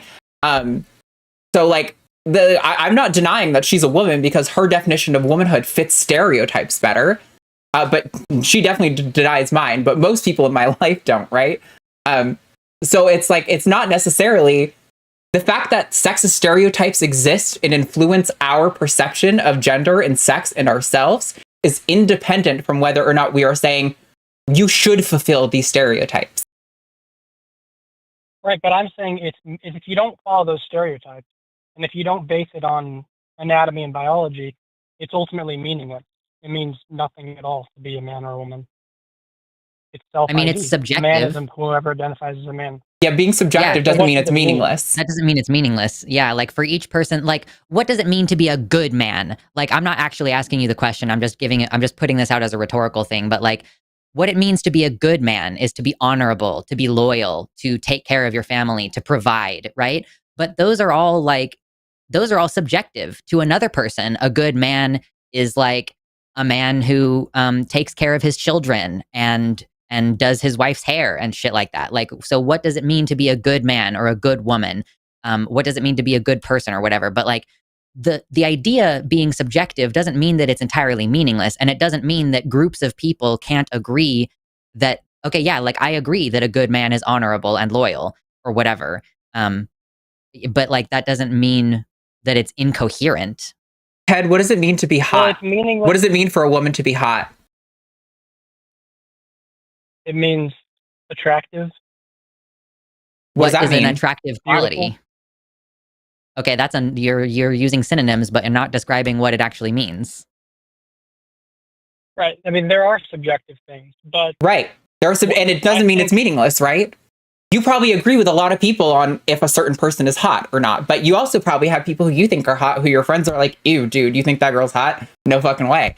Like, that's a very normal thing. It's a subjective experience, but that doesn't mean it's meaningless. Like, there's so much overlap. We're all pulling from the same cultural pool of ideas, but how we internalize them is completely different because we all have different experiences. Okay, but wouldn't you agree? Maybe it's not meaningless, but it's less useful than a biological definition. Like, especially with the sports leagues example, or the bathrooms and locker rooms. Like, when I'm going to play sports with somebody, it doesn't matter to me what somebody feels in their head aligns with their identity. What matters is their biology, right? You care more about their genitals than whether or not they're a good competitor? It's not That's about kinda their weird. genitals. Like, every Kinda is. cell in your body is male or female. It's much more than That's genitals. fucking not true. Yeah, that's not how that works. true. But no, Every cell, red you blood can take a cells. cheek cell Red blood with cells somebody. don't. I'm pretty sure it's either red blood cells or it's white blood cells. It's one of them, I believe, that doesn't What about all carry your any sperm DNA. that have X's in them? Are those male cells? Are your sperms that carry an X chromosome and no Y chromosome, are those male? Or yeah, like, are those male or female cells? Those don't even have all the chromosomes. Those only have half. Oh, it's of the- because most of your So those fucking aren't- cells don't have all the chromosomes in them, so you can't say, okay, yeah, sorry, I'm getting off on a tangent here. I just feel like it's so difficult to have these conversations with you, Ted, because they meander so much. And this is why it's hard to take people seriously when we present like a strong argument and you're like, well, what about this other completely unrelated thing? And the fundamental premise of your question here today is to conflate philosophical concepts with that are very high level, like, what does it mean to be a person?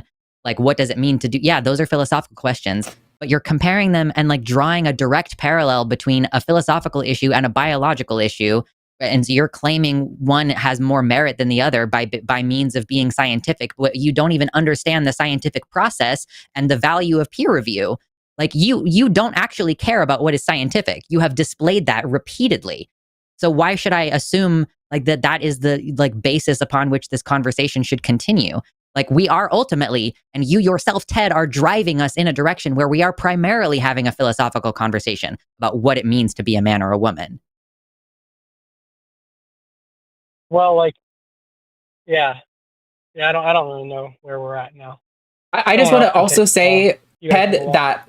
Oh, can I just say one more thing Yeah. before you go? Because this is a good conversation. I appreciate Sure. that you feel like this is a good period. Because this was, I think, better than your last few conversations you've called in on. I would argue that the definition that is the most useful with regard to like biological sex or gender or whatever is very context dependent, right? Like, when we discover a new species, I would argue that in that case, the biological definition of sex is the most useful thing, right? We're trying to understand the species. We're not trying to boil them down to this is all that exists. We might later find out that it's actually way more complex than we understand. But this heuristic of males have the small mobile gamete and females have the large immobile gamete is really useful for us when we discover new species to understand, like, to start putting things into boxes so we can actually get an idea of what's going on with that animal, right? But when we're talking about human beings who have lives and lived experiences, who are affected by these definitions or these decisions or how we talk about people, I think in that case, we are talking about social stuff. We're talking about sociality, sociology, and almost never are we talking about biology. I don't know most people's chromosomes that I talk to. I don't know the genitals that they talk to. I make assumptions, and I'm probably right a lot of the time about those assumptions. There are some times that I'm not, and that's mostly what we're talking about. The times that we're not right, this affects people negatively, particularly trans people and to some extent men, but mostly women who are gender nonconforming, really.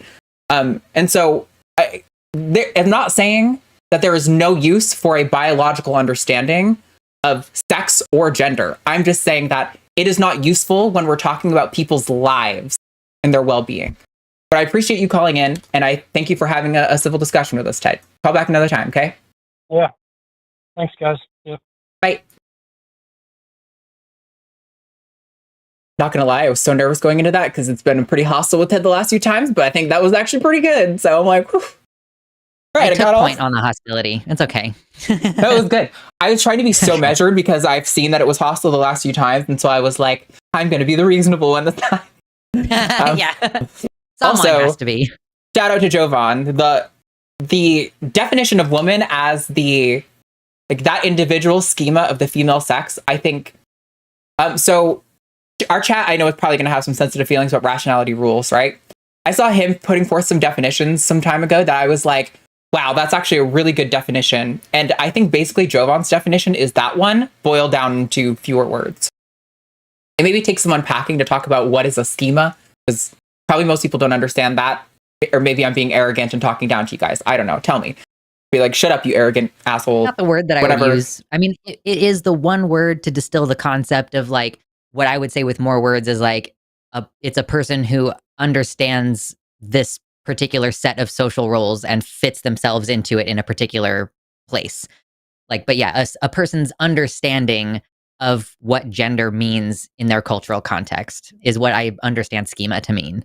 Yeah, like schema is also more broadly like the kind of network of things that are associated with a given concept. So like if I say blush, there's a schema associated with blush, right? There's like a natural reaction, there's makeup, there's different kinds of makeup. And I think when it comes to like gender identity, it works so well because we're talking about like things like biology, like biological sex, right? The anatomy, the phenotype of your standard female, like normatively speaking. But then it also includes things like sociology, because we acknowledge that there are like XY females, or there are people who have, you know, through various medical reasons, like maybe certain parts of their body don't function the same as they normally would. And like that those people aren't not women as a result of that. And so it really has to do with like a network of things. But yeah, all right. Sorry, I know we have other callers on the line and I'm ranting. I was really happy with how that call went. And I wanted to like give ourselves a little pat on the back because I thought it was going to go so much worse. We did it. All right, let's talk to, I think Voss has been waiting the longest, or Vass, not sure. He, him in Georgia, calling in an update about advice he gained and a couple more questions. Spoke to Josie and Dr. Ben previously, questions about how pronouns work. So Vass, you are live on Transatlantic with Arden and Lux. What's going on? Hello. You actually had it right the first time. It's Voss, but okay. Yeah. So I called in a while ago with who was it? Josie and Dr. Ben, I believe it was. Yeah.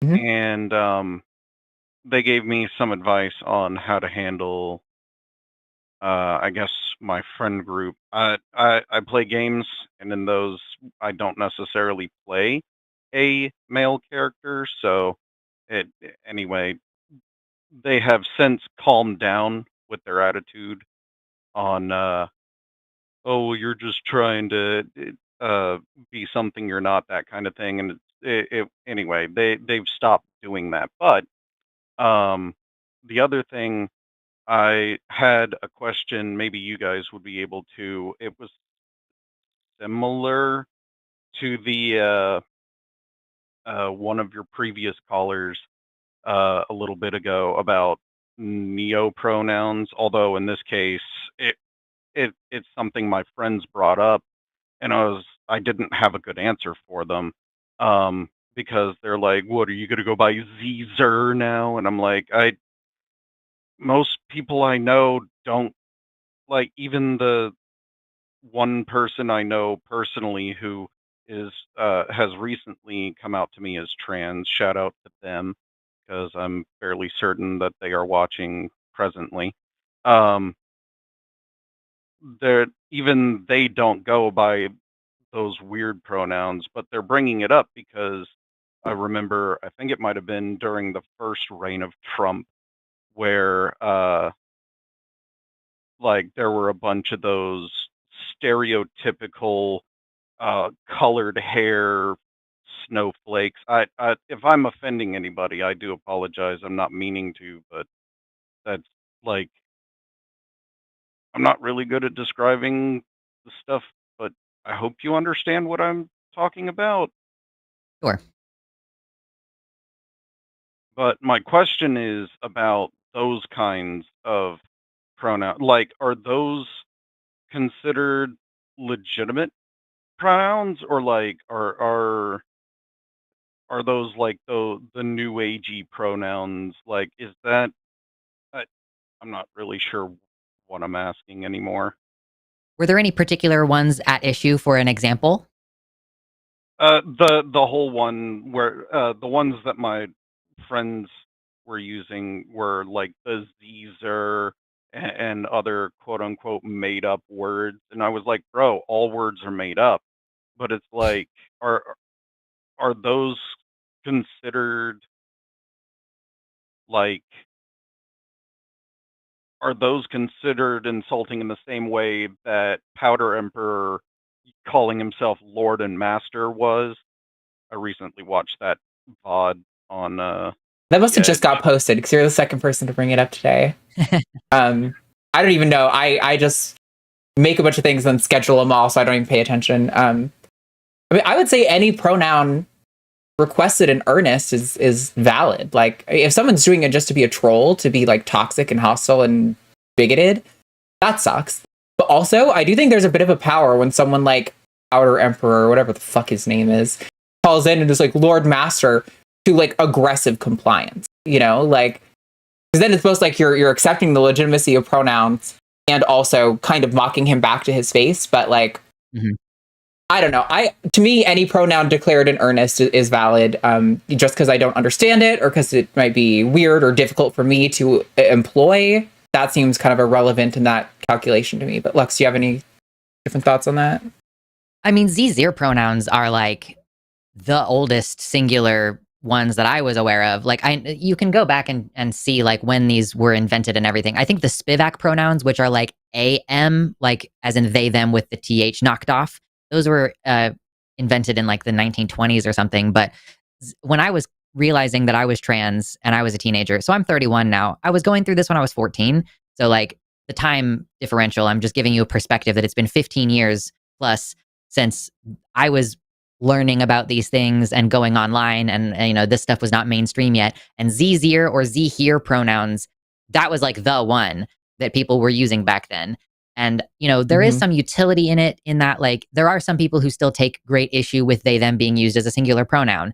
So it's like, okay, well, if you're going to take that complaint, then sure, there are commonly understood, at least within the queer community, singular pronoun options that still address the same problem of wanting to get away from he, she pronouns and fit linguistically into a similar type of like words. Like Z is similar to he and she.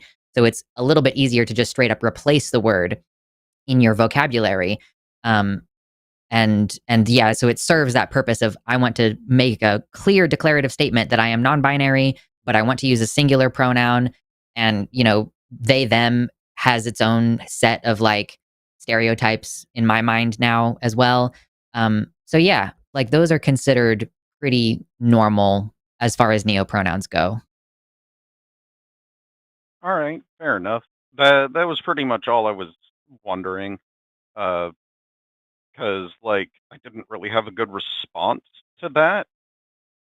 Yeah. To their little pithy quit about them, but I'm trying. I would be like, oh, is it going to make you cry if it is? Are Zer pronouns going to be really hard for you if I do pick that? Like, I don't know. Just fuck with them back. Well, in my case, I consider myself cis, but like I don't really care one way or the other. Although I will say it would be hilarious to hear their answer to that one. But it was just I wanted to learn more from.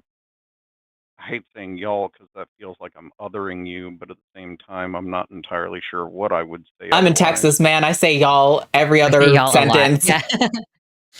I just moved to the West Coast. I'm bringing that y'all energy with me. Fair enough, but I just anyway, I wanted a slightly different perspective, and maybe you guys had some other thoughts on how that could go. Yeah, I mean, you know, I don't think there's any perfect way to deal with any of this stuff. But yeah, to me, like, any pronoun claimed in earnest is probably valid. Mostly because, like, I don't know. Like, you could be fucking with me, but why do I care? If I find out you're fucking with me later, I'm going to be like, cool, that's not a person I want to be around. If they're just going to fuck with me over things like that, that's so annoying, you know? Like, so, I don't know. And I'm totally down with I don't know if you've noticed at the line, we have a work culture here of we all bully the shit out of each other constantly. So I am very much down for like, if you're a good enough rapport that they're harassing you in that kind of way, like I would give it right back to them, just nonstop, you know? I'm down for endless sarcastic energy, so. All right, fair enough. Well, you guys seem to have answered my question pretty thoroughly, and I appreciate that. I know this is kind of a short segment, I guess, but that's all I really had. No, it's great. Thank you so much for calling, boss. Call again Absolutely. when you feel you have other questions. Bye. Alrighty. We have 2 callers left on the line. We are going to talk to Hoot and then Pip, and then we will wrap it up. I don't have my poll questions in the chat. Okay, hold on. I have them written out. I just don't have them sent to you guys. So I don't have Reminder, everybody, that our punishment at the end is to defend a silly position. Prepare for your $5 or more super chats. Vote hashtag Team Lux, hashtag Team Arden, $5 or more. We will read them out and your vote will be counted. And you get to vote now as well on what the silly punishment has to be. Arden is getting that poll ready for you in the chat. You will be able to click on whichever one you like the best. My favorite one recently was like bottoms must compete for tops in a Hunger Games like battle royale. Oh, yeah. I really feel like that one was solid. I really hope we do we should do a compilation in December, like of all the really good ones. That's a good idea. So I can tell you, I have 2. I need a third one here. I have, first one is Trump bans dotting I's with hearts. And you're going to have to defend that position. The second one is James from Team Rocket is straight. Because we did that one last week, and I thought it was hilarious. And I really want them to come back. And then I don't have a third one. I was going to do like Pride is homophobic, but I can't find a way to make it work in my head. So I don't know. There's got to be a better third one. I mean, I'm down to reuse some because often I'm coming up with these on the fly or with like ChatGPT or something. And so I know I'm not reusing the ones that don't get picked, but I don't know if I have any off the top of my... We should recycle some of them back into the mix. Like, it's going to be hard to come up with original ones every week forever. We did do the dueling for tops and bottoms, right? You did that one. Didn't you have to defend that? Yeah, that was me. It was hilarious. So we can't do that one again, but there is... mayonnaise is an instrument. Beautiful. It fits ancient TACIS lore. Do you know the TACIS lore about? Nope. Okay. I'm too new for that. Katie has an extreme aversion to mayonnaise. She calls it slime. And there was a big joke that even though I don't like mayo, I just don't hate it. I will put it on sandwiches where it feels appropriate. The joke became that I'm a part of Big Mayo and trying to push mayo on the masses, and that Katie was fighting the good fight. So there's some good lore tie in there. All right, those polls are up. Vote on the position you think the loser should have to defend. And until then, we are going to talk to Hoot. In Canada, pronouns are it, its. Wants to talk about gender affirming care regret rate. I'm just going to let it talk about this topic. So Hoot, you're live with Arden and Lux. Talk to us. Howdy. First of all, there is no heterosexual explanation for James from Team Rocket. You cannot convince me otherwise. I'm going to be so sad if we have to defend that one.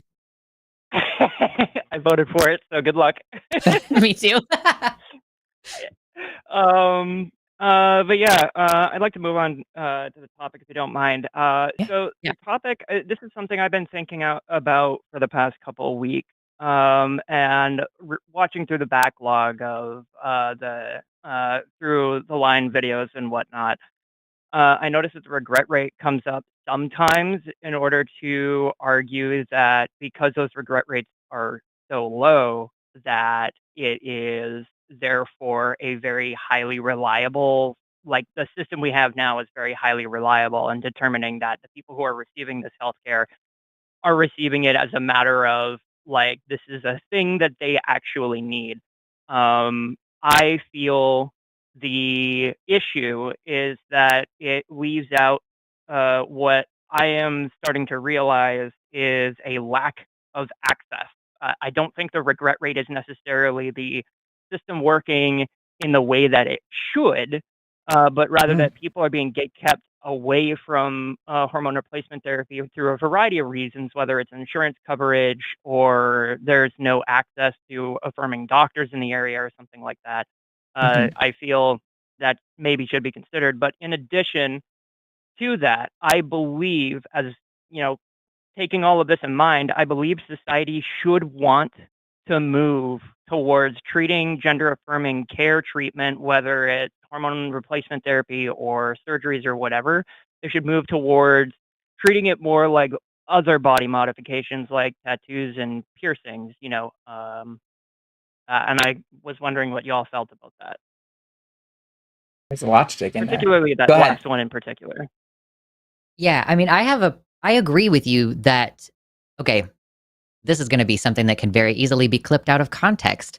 I believe that the regret rate should be higher for trans care because that means that more people are getting it. Like what we have right now is a system where only the most desperately symptomatic people can get access to it. And particularly when we're talking about youth, like adults, you can fucking just go into a Planned Parenthood and get gender affirming care. Like it's not a big deal for the most part. Obviously things are different now, whatever. But for the most part, as an adult, you can just get it. So for children, it's only the ones who are like most distressed and like we should see, rather than like 100% of the kids who go on puberty blockers go on to get cross-sex hormones, what we should see is something like 80 to 90% of kids who get puberty blockers go on to have cross-sex hormones because that puberty blocker is given to them so that they have additional time to consider what is the best course of action for them in a long-term sense. So basically, I agree that the system currently is designed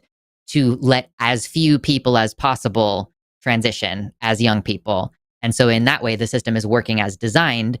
I just disagree that that is optimal. And like to your point of it should be treated like other forms of body modification, I've made this argument over and over again that yes, you can get a tattoo at age 16 actually, if your mom is there with you to sign off on the paperwork for you. So like why should it be any different for any other form of like what is ultimately body modification? And of course, you'll have people who come in and are like, OMG, it's going to affect your fertility and whatever. And like, yeah, all I can say is that's creepy as hell. And that also should be between the parents and the doctors and the kids.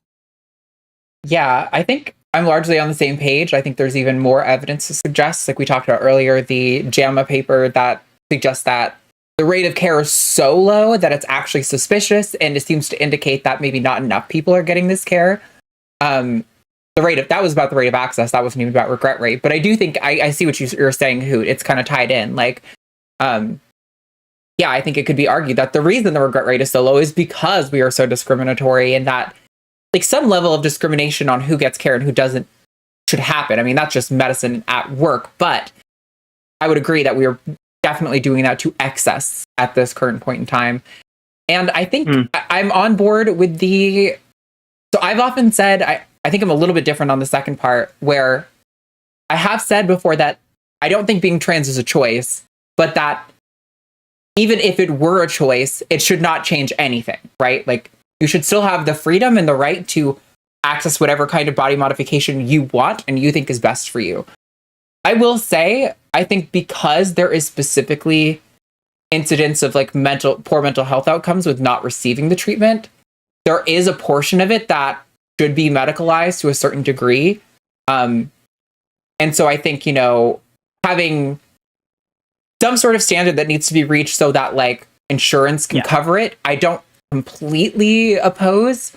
But I would say that I also don't think that like we should be needing like 2 doctors' letter and a therapist to get a treatment that is offered to cis people that is identical. That seems unfair to me and unethical discrimination. I think treating that more and like cis people in that way, I would definitely be happy with. But yeah, I think there's an element of medicalization that is probably necessary, but definitely vastly overemphasize that, at least in like Western culture. Yeah, and I suppose I could understand that. I suppose maybe treating gender affirming care like very similarly to tattoos and piercings is maybe a bad idea. There does need to be some medical oversight in the process for sure. But I think part of the reason why I made that distinction is because whenever I decided to get tattoos on my first tattoo, people kept asking me like, "Are you sure that's a permanent thing? Are you going to regret it?" And it's like, no, like I've considered this decision before I even brought it up and spoke about it. Yeah. And it feels like a lot of other people just don't trust when we're making those permanent decisions, right? And I can understand why, but specifically with gender affirming care, though, what I think maybe what my experience was starting transition should be like a close to the baseline. What shouldn't be what happened is that I spent 4 years trying to find a doctor who actually knew anything, and I was told either they don't prescribe off label, which was bullshit, or Yeah, they it is. don't, or they don't know what they're doing, and then tell me to go somewhere else, which is like, no, if you don't know what you're doing, you should learn what to do. You can't just leave me directionless. But once Mhm. I actually saw a doctor who knew what she was doing, she sent me to a psychiatrist basically the same month. And it was a year of psychologist appointments. I think it was 2 or 3 spaced out over how do the math. I can't do it. It was 3 appointments over the span of a year. Um, and I told that psychologist honestly, like, I don't know where I am on the gender spectrum or what my gender identity specifically is. I just know hormone replacement therapy is going to work well for me because I have thought too much about what my body would look like after hormone replacement therapy for that to be normal. Yeah. Yeah, So, totally. and yeah, and she totally like she completely trusted that I knew what I was talking about, even though I didn't know specifically if I was binary, non-binary, or what I was. And I feel like that should be that particular scenario should be pretty much the unilateral experience instead of the hassle of, as you mentioned, getting the 2 doctor's notes and the it takes years to get anybody. Like it shouldn't be that is the case. It should be a very short time frame compared to what it is now from when you have finally decided after lots of thinking that you're going to do this up until the point where you receive hormone replacement therapy. Like it needs to be shortened. Yeah. Yeah, I do think it's like kind of an injustice that we make people wait so long. It creates an incentive to go in as soon as you have the doubts. So you're like, well, Yeah. while I'm still thinking about this, I'm going to get on a wait list. And like by the time 3 years have elapsed, I'll have figured it out by then or whatever. Yeah. Yeah, And like it feels like not an only extra that, punishment. yeah, and not only that, but it's also frustrating because I had some trans people telling me that I need to lie about my gender identity and tell them, "Oh, I've been dressing up in dresses and whatever," and had to lie to the psychologist because of this fear that if you don't present in the particular way that the psychologist is expecting, then they're not going to take you seriously. Yeah. Valid fear. I just have a natural inability to lie to a medical professional, so I Same just way. didn't bother. But that is also a very real fear that's been developed in the trans community as well, is that you have to lie to the psychologist and conform to what a psychologist would expect of gender dysphoria in order to receive the treatment, as opposed to just presenting yourself as who you are and saying what you want and then getting it. It's really frustrating to me. And that really has to do with the biases of that individual treatment person too, because gender, like there are so many like papers out there on the model of gender affirming care that explicitly state like a patient might just want to go on estrogen and not necessarily be a woman. Like, like this should be a patient-led thing. That's what leads to the best outcomes. There should not be a destination in mind from the healthcare professional.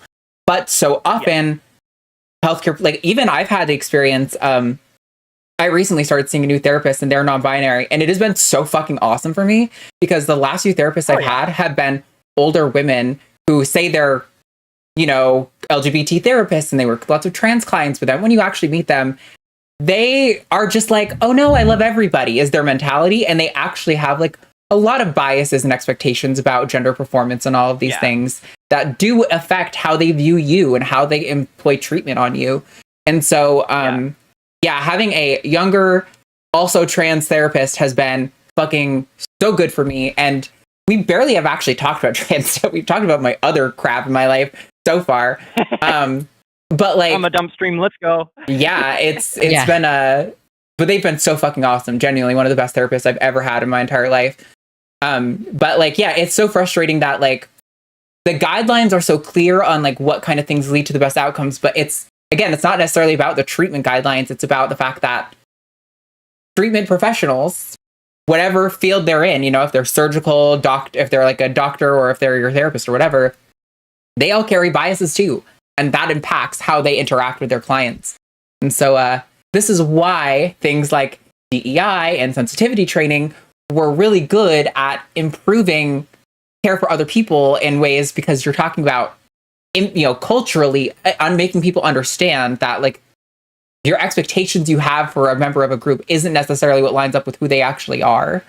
But America, and we're bringing the world down with us down the fucking shitter on all this stuff. So yeah, I'm so sorry. I fully expect every person from every other country to hate Americans going forward. So, and they would be right. Yeah. I feel really bad, but like, unfortunately, Canada has a tendency to follow in America's footsteps, lagging behind by a few years. We'll see if it happens, but Alberta has been going nuts, and it looks like the Saskatchewan government is trying to go nuts, but is a little bit too unsure of themselves. So, crossy fingies. I live in Saskatchewan. I don't want them to suck. But goodness. I can mirror that sentiment about the therapist, though, with regards to like the blinders on some allied therapists who seem to think that just having a basic modicum of respect for transgender people is enough, and you don't need to learn more about the transgender community as a whole. Because when a therapist that I saw a couple years ago, or a few years ago now, quite some time ago, second appointment, I had mentioned that I had doubts about my gender identity. I wasn't sure, like, if I was trans feminine or trans masculine, like where was I going on the gender spectrum and stuff. And like, it was kind of typical, like, am I trans enough doubts kind of thing. But she responded to that by saying, oh, well, did you maybe transition because it's because of, I'm not saying I believe in this, but people are saying it's a social contagion. And at that point, I just hung up and never talked to her again. Yeah, I would be like, you are fired. So irritating. I was disgusting, really. I was very much like, I'm not, this is not where I wanted this conversation to go. This is not a good, like, I don't know why she thought that was a smart thing to say in the first place. But in any case, it's kind of the point of like, yes, like you said, DEI initiatives were really helping people and are really helping people like connect with other portions of a community they've not experienced before, or that they've not interacted with or interfaced with before, and giving them more knowledge so they can not say dumb stuff like that. Yep. Really. Yeah. Well, I'm right there with you, Hoot. I think, there's a lot more to be understood about transness. Like, that's the thing, is people think that because we defend the science on trans stuff so fervently, they think that we've got it all figured out. And it's like, no, we've barely scratched the surface, but we can't really dig deeper because of like the social structures that are built around this. And so, yeah, I definitely think we have a long way to go. But yeah, if you got anything else, we got one more caller we got to get to, and then we're going to wrap it up. I don't have much else to get to. I think it was a really good chat, though. I really like y'all's opinions on it. It was really good talking with y'all, and also hashtag Team Lux, of course. Right on. Appreciate it. Thank you, Hoot. Thanks for calling, Hoot. See you later. See you later. Bye. All right, we will get to Pip here in a second. I hate whenever I do this, chat gets more hostile, but I just love somebody who's like, why are you so opposed to biological determination through medical specialty sciences? Who are you talking to? I genuinely don't know. Like, we literally said at the end of one of those last calls that like, oh, there's a lot of utility. Well, I said this. I don't want to put my words in Lux's mouth, but like that there's a lot of utility for the biological sex distinction of like the gamete definition of biological sex when talking about new species. If I was trying to get fertility treatment, it would matter a lot. Yeah. Like, I agree. Yeah. So weird. Anyway, Pip, they, them in the UK asks, is it unfair to be romantically attracted to AMAB non-binary? So Pip, You are live on the line with Arden and Lux. What's going on? Hello there, Lux, Gender Avoid, and Arden, Mistress of Danger Noodles. Can you hear me okay? Coming through loud and clear. Fantastic. I'll get straight to the point then. I consider myself to be a demigirl because I lean more towards the feminine side of non-binary and find that mixing and matching that with my gender expression is a lot more validating to me personally. And that's also led me to calling myself sapphic because I am primarily romantically attracted to femininity.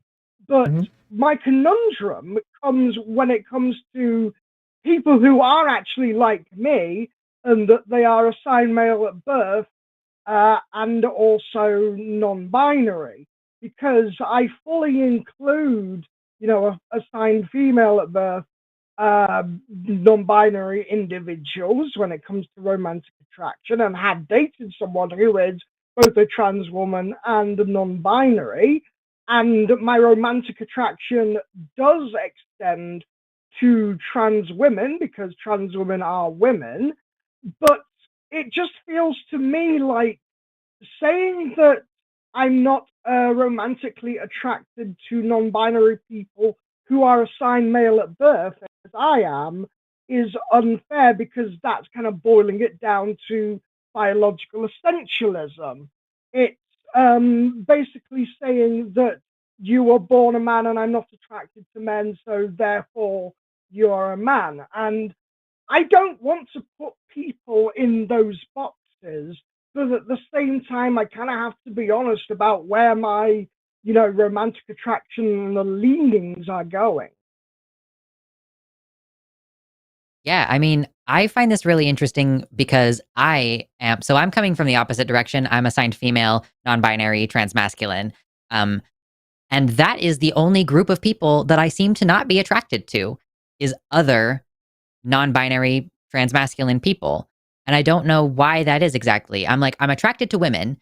And then if I see someone who is portraying themselves as FTM sex worker, even if they're non-transitioning, I'm like, nope. It's just doesn't do it for me. And it makes me feel like I'm actually not gay. I can't be gay because I'm not attracted to the only group of people that is exactly like me. But I'm attracted to cis men and cis women and trans women and not really trans men either, I guess. But I guess more specifically, I find the non-binary transmasculine people, I'm just I don't get it. But I don't know if that's just because there's a lot of, maybe it's kind of I don't really like to reference ContraPoints anymore, but the video that she made called Cringe, where, Calvin Guerra is cringing specifically at non-binary AFAB people or trans men who are too feminine. And it's because there is something in the seeing yourself that causes you to be less interested, or that causes you to be more embarrassed by that group's behavior or something.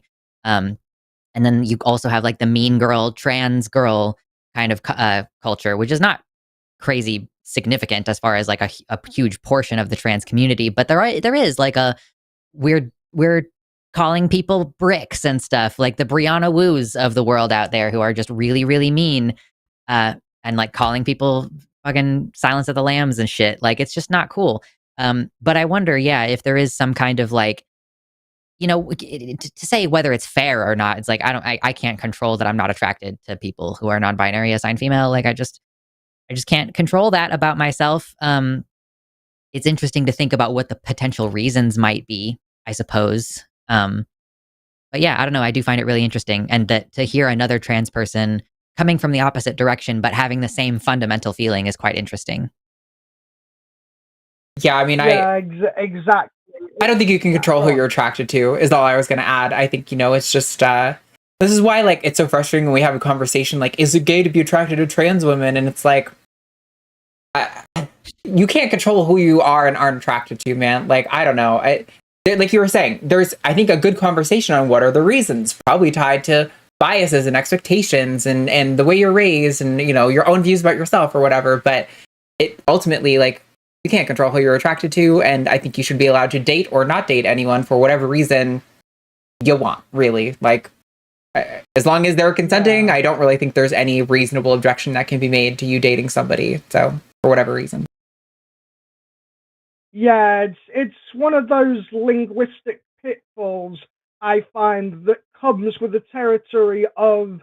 I know that being trans and non-binary are not recent concepts, but I feel that there has been a recent, especially with the increasing prevalence of social media and increased awareness of the concept, there is a greater ability to gain the knowledge of this concept. Because when I was in high school, I think part of it comes down is that the word gay was used as a stick to beat me over the head. Like, there were people who would literally take perfume off a shelf, rub it on the back of my blazer, just specifically to call me gay, even though I was doing literally nothing. And that's something that I've been kind of unpacking with my own current, like, non-binary gender identity and reclaiming the femininity, which is a whole discussion in and of itself. But I think there's just a part of it that might just, maybe it's the lingering trauma that I have in that I'm less comfortable around men and masculine people in general, but more specifically, cis men and boys, and the whole, and how the My Chemical Romance song about teenagers goes. But maybe that's the root of it, but it's difficult to kind of separate that, in that I want to acknowledge the validity of people's gender. This is not a you thing, speaking in the general you, not you specifically. But this is not something that is the fault of every masculine people, especially because I know that I find it difficult to present as feminine without being overtly, quote unquote, looking like a woman, because masculinity is seen as the default in both our cultures. And so coming off of that, it's complicated. Gender is complicated. I think the main conclusion that we can come out with, and that there are going to be some limitations or some pitfalls that we come into purely by the way we are expanding our knowledge of these social constructs. Yeah, I think it is really interesting to think about. It gets a little navel-gazy sometimes, trying to figure out, like, not only what is your own gender, but like, who are you attracted to, and is it fair? Does it feel unnecessarily discriminatory to like rule out this group of people? And it's like, yeah, I mean, I think maybe what I have come to discover is that, like, I am only attracted to androgyny that is presented in a very particular way, and that, like, the particular forms of androgyny that can be taken by certain non-binary people are just not particularly attractive to me. And that's fine as far as I'm like, I'm fucking monogamously married anyway, so it's like not a huge consideration for me to make. But yeah, if I was dating, I would probably try to date like cis women, probably because of a lack of experience there. But like, yeah, that would be the group that I would be most attracted to. Is it unfair to trans women? Like, kind of, yeah. But I guess, I don't know. People have baggage, and I think that my brain is like, this group of people might have more baggage than this other group of people, or something along those lines. Like, there's lots of subconscious biases where I'm like, dating another trans person sounds like a fucking clusterfuck waiting to happen because we all have a lot of issues. I don't even like being friends with other trans people sometimes. I'm like, there's too much. You're doing too much. I have long held that I've definitely been attracted to trans people for sure, but I don't think I could ever date another trans person, mostly because I'm like, I largely like my relationship to be an escape from, it's like to be a nice little safe place that is not anything like the rest of the world. Like, this is my place, right? And adding more transness to that feels like making it more like the rest of the world to me. And I'm like, I've got enough transness right here. I don't need any more. And I love trans friends, but I definitely could not date another trans person. And I don't know. Again, is it that's unfair? why Probably I- in some way, yeah. but you can't control who you're attracted to. You can't really spend too much time harping on yourself for not being attracted to a person.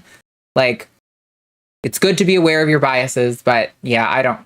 I don't have too much more to add, Pip. If you want to give some closing thoughts before we wrap it up here, we do got to move on to super chats, but yeah, I got really nothing more to add. Yeah, like I said, gender is complicated. What is this gender business anyway? And I'll leave you with something slightly off topic, but just a Pride Month related thing, just to lighten the mood and transition to super chat. A book recommendation. I want to recommend the novel The Palace of Eros, which is a queer retelling of the Eros and Psyche myth from Greek mythology, and it's both a real examination of the kind of structure of the Greek pantheon and the authority that comes with it, as well as the biases and expectation that comes from cisnormativity that exists even with gods that can literally shapeshift. I just find that interesting and think others would. That actually sounds really good, and I got not gonna lie. As soon as I see good cover art, even though it shouldn't influence my decision, it's really good cover art. So yeah, I'm curious. Oh yeah. All right, thank you so much, Pip. We appreciate you. We'll talk to you later. Bye-bye. Bye for now. Alrighty, everybody. That was our last call. We were about to move on to super chats here in just a moment.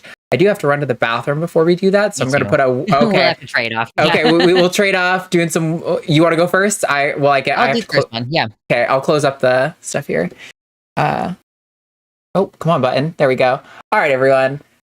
I've got you now, all in my clutches. So, Team Arden, shape the fuck up. We're about to get into a serious match, all right? These are serious topics here. I need you guys to be ready to go to win this fight for us. But yeah, interesting calls today. Really good selection of people. I like that even the calls that were meant to be more combative, I think were handled really, really well. It's frustrating because it's like when I feel like I'm doing a better job as a communicator, I also feel like sometimes I'm doing a worse job as a YouTuber, because you guys saw that clip that Jovan put out on his Instagram, right? That was the call we had a few weeks ago. It's always the callers who are the most insane and ridiculous that seem to get the best engagement. So it's a frustrating thing about YouTube here, but I do try my best to prioritize the mission over, doing advocacy for trans people, normalizing our experiences, trying to get good information out there about us and combat misinformation. But it's really heavy to weight both of those things at the same time. All right, Lux is back. It is my turn to pee. See you guys. It's time. Peeing is so good for you, you guys. Like, I don't know if you've ever done it before, but it's pretty satisfying. You just get in there, you relieve yourself. Like, relieve yourself is a great phrase to describe what it is like to go pee. You're just like, you get done and you're like, oh God, that was amazing. That's so wonderful. I'm realizing now that I'm probably fueling some people's piss fetishes right now, but that's not my intention. In a completely vanilla sense, peeing feels good. Anyway, this is what it's like to hang out at my stream, by the way. If anybody is ever interested, I stream on Wednesday nights and Sundays, pretty much anytime Matt Dillahunty is live on the line, so you will have to choose between us. But yeah, this is what it's like to go to my stream, because it's just like stream of consciousness nonsense. Sometimes you just have to vamp for like 10 or 20 minutes, Peeing is fad, that's true. Oh gosh. What are people's weekend plans? It's going to be like 90 degrees this weekend in the Willamette Valley, so I'm not doing shit this weekend. Oh boy. Yeah, I'm like, nope, that doesn't sound like I'm going anywhere, actually.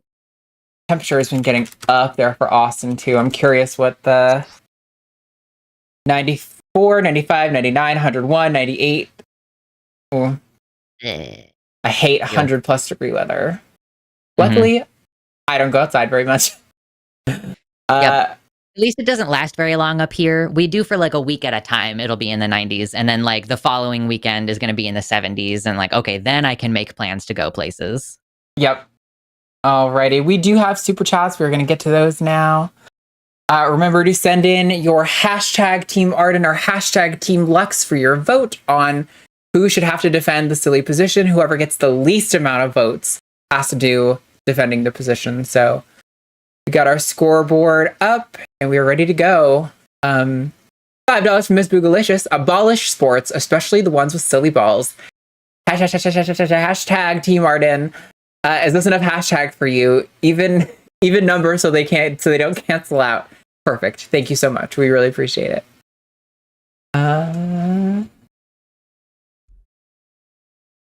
$10 from Maud. Thank you. Says my FFS surgeon had a cancellation and was able to move my date up from November to next Thursday. Holy cow. Work approved my leave and insurance is covering it. Not what I expected as my first Pride fully out. That's amazing. Oh my gosh. Yeah, I was about to say, like, wow, that's sudden. I hope that you have all the arrangements, but you have the arrangements. That's so cool. That's so awesome. We have well wishes to you in your recovery because it's intense. Yeah, I've heard some people. Katie Montgomery used to say FFS was worse than bottom surgery and recovery, which blows my mind because me at all. I'm more scared about bottom surgery, and I wasn't scared about face surgery, and I didn't really think my recovery, like, it was rough. The worst part was not being able to eat solid foods for a week. But once I got past that part, I was like, I just look a little busted, that's all. Yeah, he's got black eyes. Okay, $20 from Jackie Greenland. Sat in a bar with a girlfriend who's also trans, joking about pissing off every TERF every time we use the loo. How petty my life has become, but I'm here for it. Hashtag Team Arden. I mean, look, you gotta find joy in it, find a way to laugh about it, because, oops, no W, because it's miserable otherwise. I love comedy, especially like edgy queer comedy. I know she got kind of canceled, but Ashley Gavin, I find hilarious. I love some of her crowd work. She got canceled because I love her. She's somebody was like saying something to her in an audience, and she like told them to kill themselves or something, and I was like, but that's like kind of the brand of her humor too. So I'm like, did you not really expect to get that when you went there? Because like that's kind of something I would anticipate going into a show with her, but I don't know. Anyway, I made a joke last night about someone killing themselves, and I was immediately like, maybe I shouldn't have said that, but sometimes you say edgy things. Listen, as somebody who's had a lot of depression, I feel like I get a card. Me too. I'm like, listen, I wanted to die. Like, if you counted the total number of days I've wanted to die, it's like more than 7 years of my life. I think I'm allowed to make KYS jokes. Oh yeah, for sure. Yeah, I know, right? People, yeah, okay. I'm glad people in the chat are liking Ashley. I think she's hilarious. Yeah, she's cool. $9.99. Sorry. Yep. You read the last one. Yep. From JW Edgy, sat at a booth for a grassroots local LGBTQ group at our local Pride in our Red County. This was our 4th Pride locally. No protesters this year. Last year had a lot more pushback, so progress. Hashtag team. That's good. Yeah, I was actually kind of curious how Pride is going to turn out this year. In the Willamette Valley here, you could have a Pride event that you go to almost every weekend between now and September. Even in Portland, there's like multiple different Pride events. So I'm curious to see if we're going to have very much public pushback, or if your average person is going to be much more concerned with like the economy rather than like annoyed with what gay people are doing. So, I mean, it remains to be seen, but I haven't heard any crazy stories yet of like 2 summers ago when it was like, oh yeah, a bunch of fucking Proud Boys packed themselves into the back of a U-Haul and we're going to go to Pride and they got pulled over. And like, yeah, so I haven't seen anything about like that this year so far, at least. Yeah, I always get, with every year that passes, the way society is right now, I get more and more afraid to go to Pride events, to be honest, which sucks because Pride events used to be the thing I looked forward to the most in the year. I'm not a big Christmas person. I'm not a big holiday person because I don't really get to celebrate with my family. And so Pride to me, that is like the family holiday where all of my favorite people go out and we all party together for a weekend, right? Like, yeah, it sucks. It's hard to really sink in and enjoy it now, but don't let them take it from us because that's exactly what they fucking want. So $10 from Ether Childress. I totally butchered that, I'm sure. I have a trans friend overseas in the UK who is struggling. I want to help her. How can I better understand her situation and help? Are there UK only problems for LGBTQ people I need to consider? I mean, there's not really a lot you can do from far away other than I think just be there as a friend and be like, hey, how are you doing today? Like, I don't know, just be opening ear, because the stuff that's facing them is like systemic in the UK, and I don't think there's anything you can do about that. So unless you can sponsor them to move to where you live. If where you live is more like, can you marry this person to give them U.S. citizenship? Like, I don't know. That's a thing you could do potentially. Yeah. $5 from Tubian. This has nothing to do with the topic, but just wanted to gloat that Elon and Trump are feuding. Let them fight. #taco. Yeah, it's been very funny to watch. Did you guys see some news drops since TACIS started? No, I Elon's didn't see claiming that the reason they haven't released the Epstein files is because Trump's a part of them. Oh, okay. I did see someone mention that. Okay. They're going. I mean, we all knew it was going to explode into this petty drama the second it started. They're both narcissists, like malignant narcissists. It's incompatible with friendship. Yeah, but Trump was going to kick him out at some point, you know? Yes. But it's the way it's happening. Oh, beautiful. I love it. Destroy each other, please. That's, oh my God, the best thing.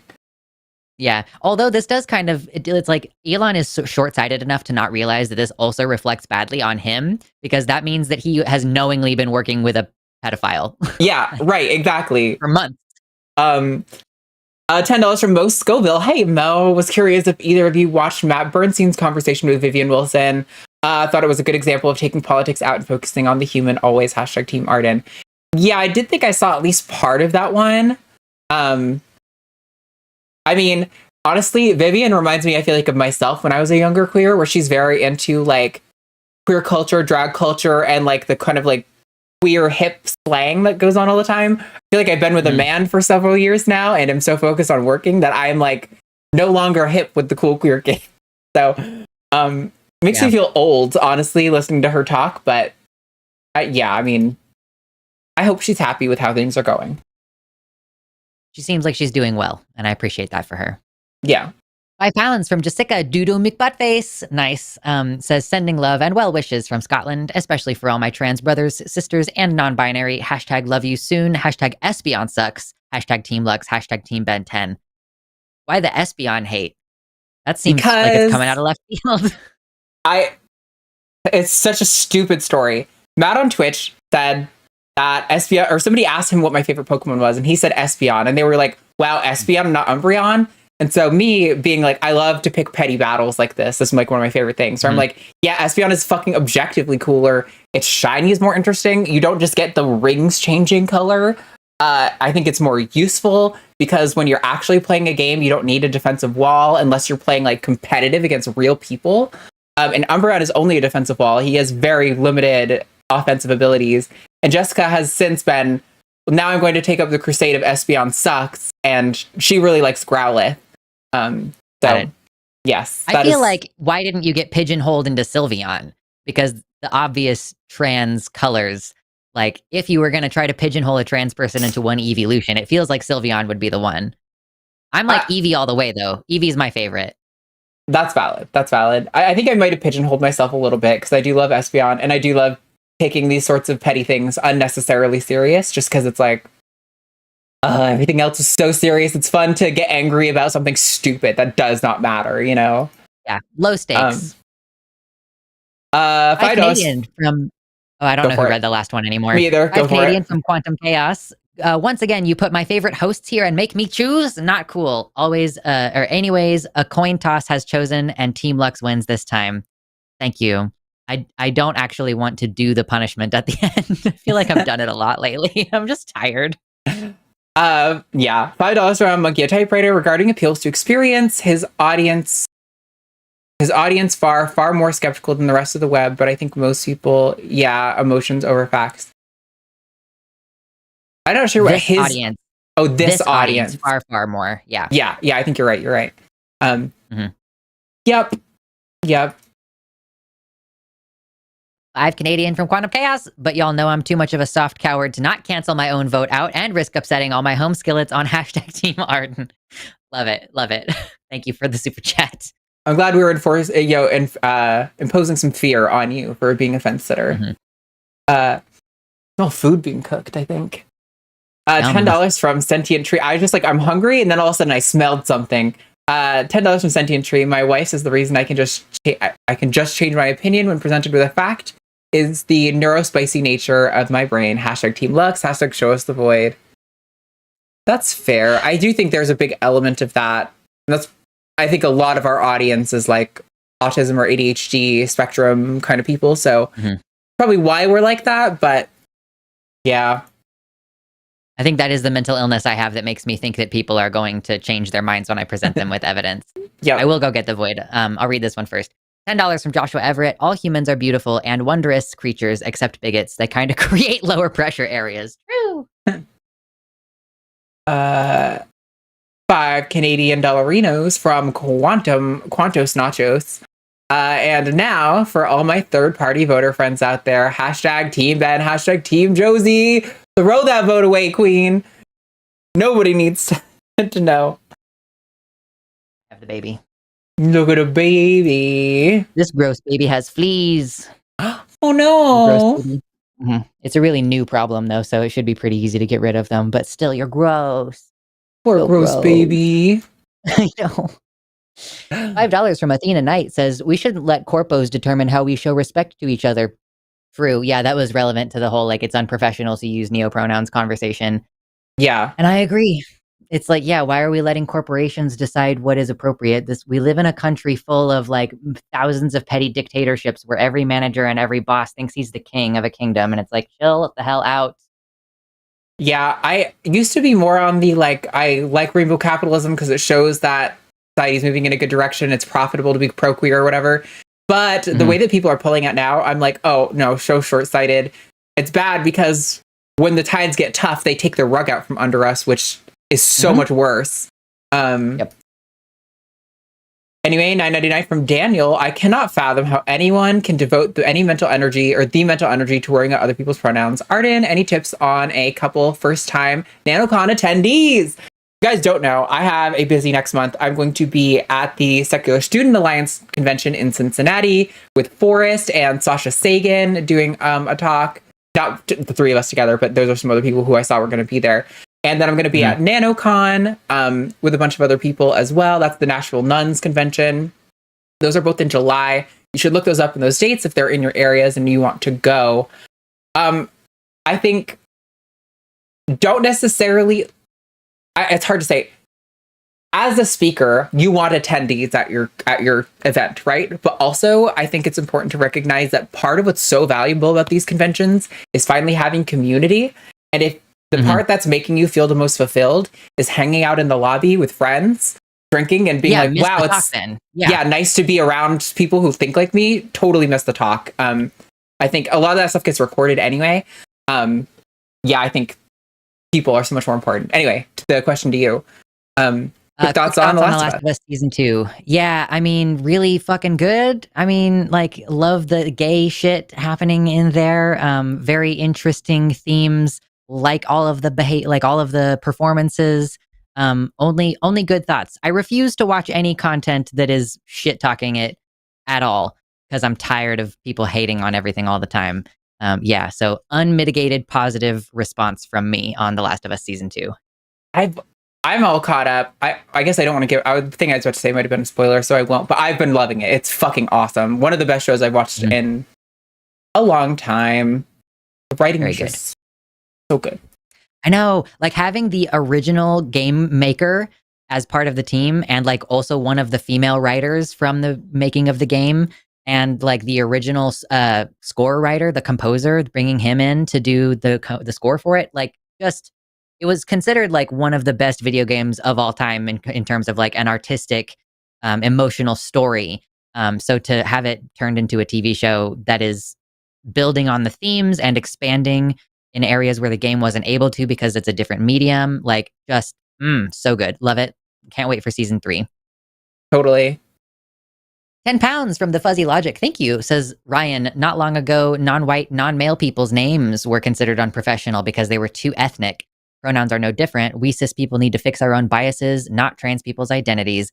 I think isn't that still the case? Like, if you send in the same resume with a different name at the top, like still to this day, we're seeing better results for people with white sounding names. So yeah, I like we've talked about this. I'm not sure when it's appropriate to draw the racial comparisons. So I tend to refrain most of the time, but I do think that that's a good point. that helps elucidate the point that it's fucking shitty for your fundamental existence to be considered unprofessional, having nothing to do with actually your behavior in that context. Yeah, very much so. Totally agree. And we've got 100 knocks from Arsenic, 1987. Every woman is 2/3 more than any man. They have 2 more letters. Whoa. Hashtag Team Arden. Hashtag. Nice. You're really trying to fuck with me on this one.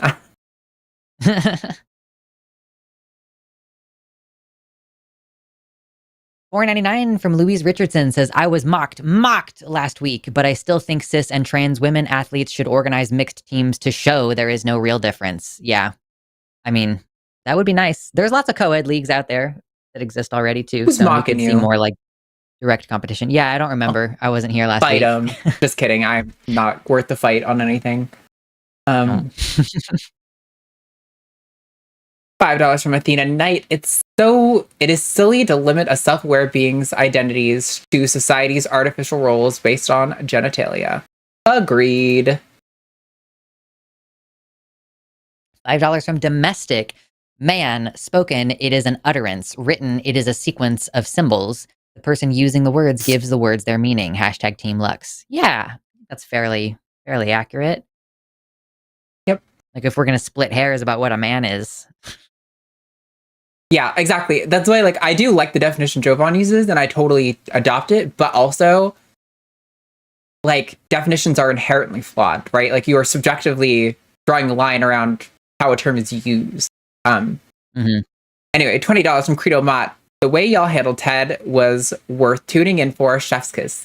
Amazing to have my 2 favorite hosts on the show again, per usual. Thank you for both being fucking incredible. It was great. Lux and I have really good teamwork synergy on the calls, and I feel like it was really nice to see it pick up things that I like didn't get to, and like vice versa. It's good balance. Yeah. $5 from Credo Mott. Had to get it in there. Hashtag Team Arden. Thank you. Oh, I got to get back the shortcut buttons. I've been doing this manually for like a year because I used to have buttons that made it easier, but it requires like, it's not coding. It's like some weird language where it's like this entry equals ±1 parentheses. You can ask ChatGPT to do that for you. Probably would be better to just do that, honestly. My partner has used it for coding before, so yeah. $20 from Space Barbarian. Do transphobes misunderstand how words work? Man and woman are names society gave the 2 tallest peaks in a landscape of gendered traits. They deny the landscape around the peaks exist and that people may want to move. Yeah, it's the difference between descriptive and prescriptive language use. Yeah, actually, I think it would be really interesting. Lost my train of thought. Fuck, ADHD. No. It was about a new direction for the call with Ted. I had a thought at the end of the call. I was like, ooh, this is a really good next halfway after this conversation, because I thought it was really good. So anyway, $5 from Melatonin Ale. I'm in Texas and only started using y'all after a coworker transition. Didn't want to make her feel uncomfortable by using you guys. I've heard this a lot from cis people, and I've never been bothered by you guys. To me, it's like, whatever you're using for everyone, I should also fall under. If you call like everyone in your life dude, you should probably call me dude and not freak out about it. But yeah, I mean, I do like y'all. I started using y'all before I moved to Texas because I was like, oh, it's gender neutral. It does the same thing. That's really nifty. And now that I'm in Texas, everyone else around me does it all the time. And so I'm just like, cool, you know? Now you fit in. Yeah, you were doing some work on culturally assimilating before you got there. Right. $5 from June Bramley. Sorry, Lux, but I really want to see you assert James's cis heterosexuality. Hashtag Team Arden. Cry. I will cry. Cry tears of crocodile magnitude. $10 from Silver Twilight. Today is my birthday. Happy birthday. And I'm coming out as trans at work tomorrow. They're good people, but I'm still nervous. Wish me luck. Hashtag Team Lux. Good luck. Hopefully. Fingers crossed for you. Yeah, absolutely. Have a really good day today so that you know, like, you had one good day in case tomorrow goes bad. Just really focus on having a good day today.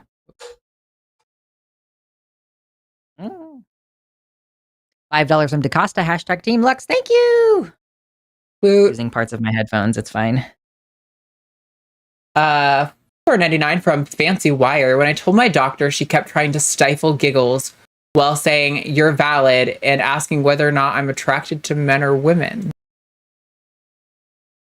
Sounds like somebody who got fired that day. Yeah, I hope they got fired. Yeah. It's so weird. Crazy. I could understand why a therapist might care about your sexuality. Like, it could be relevant potentially, but I don't really know why a doctor cares. Unless you're like specifically like investigating something related to sex. Like the act of sex. Yeah, like if you need to be on birth control or something. Right. Weird. 5 Canadian from Ayla Ursus. #team cookie snake. You have a snake that's a cookie? I do have a cookie snake. I'm guessing Matt showed that off and people saw it on the stream. We call him cookies because he's what's called pied, where they're mostly white and they have these little saddles on their back. And his are all round and have like 2 or 3 dots in them. So they looks like he's got chocolate chip cookies all over him. Cute. Love it. Another 5 from Ayla saying #team snack mom. Thank you. Thank you. 5 pounds from Jessica Doodoo Buttface. I always thought I was a bad person as I'm not attracted to other trans women, even as a lesbian trans woman myself. Good call. #Team Lux. #Espion sucks. Yeah, I feel like we critically examine these things more than any other group of people. And if we come to the conclusion that there are certain groups we are simply not attracted to, then I think we get a pass more than most people do. Yeah, for sure. Oh, nice. $20 from Mr. Boricua 10. Oi, Ted! Look at ya, you little laddie. You've learned to start having a big open mind. You have. You're still a bit behind in the times with accepting new data for what they are, but a bit of growth does you good now. Keep learning. Cookies is in shed, so he doesn't look as good, or I would have brought him in. Oh, okay. Ham and grilled cheese and tomatoes. Oh, that's what I'm smelling. Oh, it smells so good. Ham and grilled cheese. Okay, we need to get through this shit. I have a sandwich press, and it's so perfect. Like, you can just stuff everything in there and close it, and in like 10 seconds, you have a fucking grilled cheese sandwich. It's so awesome. I love a good sandwich press. $5 from Jude Bramley says, okay, Arden, but on the other hand, Brick is on the market. #team Arden. The show I did with Jovan a few weeks ago, a caller called in named Brick. Okay. And he kept talking about how he can smell trans women. Like, that's how you can tell. And how if you were to have sex with them, you'd want to know. And I kept being like, let's just assume for a start, because this is the dumbest argument ever, that no trans woman ever wants to fuck you ever, ever, ever. Like, let's just toss that whole thing out because it's useless and nobody wants it. So, weird. Yeah. $10 from Ona Morgan. I'm just showing my support for some of my favorite people. #team rock, paper, scissors. Okay. Ready? Rock, paper, scissors, shoot. You beat me. I think I reflexively go to scissors. That's a thing that I need to critically examine now before I become predictable. Be unknowable. Yeah. Oh, yes. Okay, now it's even. $10 from Mr. Briqua 10. Addendum. Oi, Ted. Also, learn to not be a bigot in the process because it is starting to get really old, bruv. You and a few others quit being so bloody narrow-minded to not grow up. #team Void Kitty. I'm not going to do it to him a second time. He's not even in here now. Nice. That was good. You got us both, Mr. Boricua. Thank you. Yeah. $10 from Glenn. Thank you for making the world a better place. You're both awesome, but I'm going with #team Arden. Thank you so much.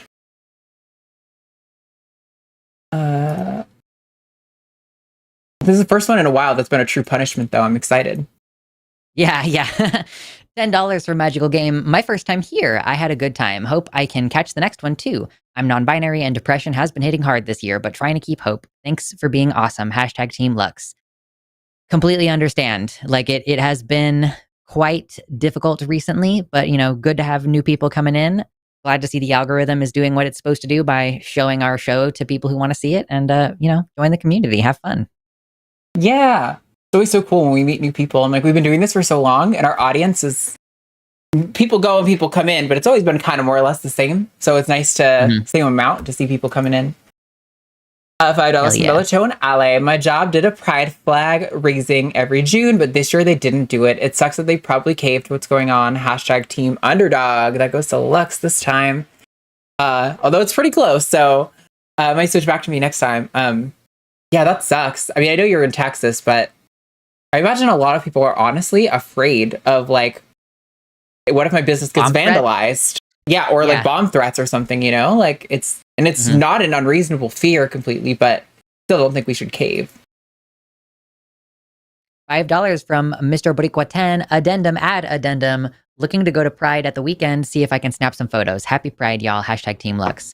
Yeah, totally. I haven't made any plans to do Pride this year, and I'm maybe I should look into that a little bit and see. Like I said, there's a million events throughout. Like, Eugene is like the second queer capital. Portland is the main queer capital. But I hope that you all have a good time. Be safe. Drink lots of water. And don't accidentally hit someone's Tesla because you'll get struck down for a hate crime. Or don't get caught. Kidding. Don't do it. Yeah. $5 from Jessica due to McButtface. I did try calling in with my 5 logical reason-based arguments as to why Growlithe is objectively better than Espeon, but Arden is too scared. Hashtag Team Lux. I did see from our screener, Jessica called in today to do this. Thank goodness. Good moment to shout out Jess. Thank you, Jess, for your call screening. She is always here on TACIS almost every single week, with very few exceptions, and she does a really good job. And so thank you to Jess for kicking Due to McButtface off of the lines, because we had real callers to get to. Yeah, I'm also pretty sure someone who was in my chat last night was saying that they were going to call in today and misrepresent themselves as a TERF, even though they are not. And our screeners did not let that person come in. I did see that they were on, like they had called, but the screener had screened them out. And then they were in the chat pretending to be a TERF. And I'm like, this seems really unacceptable as far as social behavior goes. But yeah, good job. Yes. I never want anyone to call in and pretend to be something they're not. Just FYI. We have plenty of people who genuinely believe that shit. We don't need you to call in, like, just because you want to call in and talk to us. We do talk to people who agree with us sometimes. Just be honest. Yep. Canadian $5 from Grace. Thank you. Says, I was going to vote for Lux, but Arden did a good job staying composed against a difficult caller, which she said she wanted to do. I'm proud. Hashtag Team Arden. Thanks, Mom. Yeah, congratulations on being patient, I guess. Yes. 50 Knox from Arsenic 1987. Damn you for a sympathy vote, Lux. Best wishes to your cat. Looks just like my cat. Hashtag Team Lux. Hashtag tag hash. God damn it. We are also really close. We are continuing in a tie here. $10 from Brent J. The coin landed on tails. Hashtag Team Arden. Yeah, it's so hard to choose sometimes. We're both awesome. I get it. It's true. And then $5 Canadian from Jessica Gallagher. Hashtag you guys are rad. Hashtag Team Lux. And the next one doesn't have a message, which means we are at a tie. So we're going to have to do some kind of tie-breaking event. I'm going to say... Get in your super chats now for a tiebreaker. Yeah. I don't want to do this. It's true. I don't want to either, although it is really funny. This is the most punishment we've actually had in a really long time. So I feel like you don't get to do it often enough either. Like, I've done a lot of them, it feels like. Team Lux, come through if you want me to suffer through trying to slander one of the first queer icons and in animation. Doesn't James straight up have tits? Just with no explanation in one episode? Oh, yeah. I mean, they were like inflatable, I guess, because at one point he hits a thing and they bloop, they blow up. Oh, okay. But there's no heterosexual explanation for that kind of thing. Yeah, no. And he jiggles them too when he blows them up. Like he's full on flaunting. There's so many good lines too that indicate that he really is queer. If we get to officially 5 p.m. and we're still even, we can break it with a rock, paper, scissors. That's what we did. Just get a super chat. So That is, I don't have anything exciting to say. Hashtag Team Arden because I want to make Lux do the thing. Damn. Right.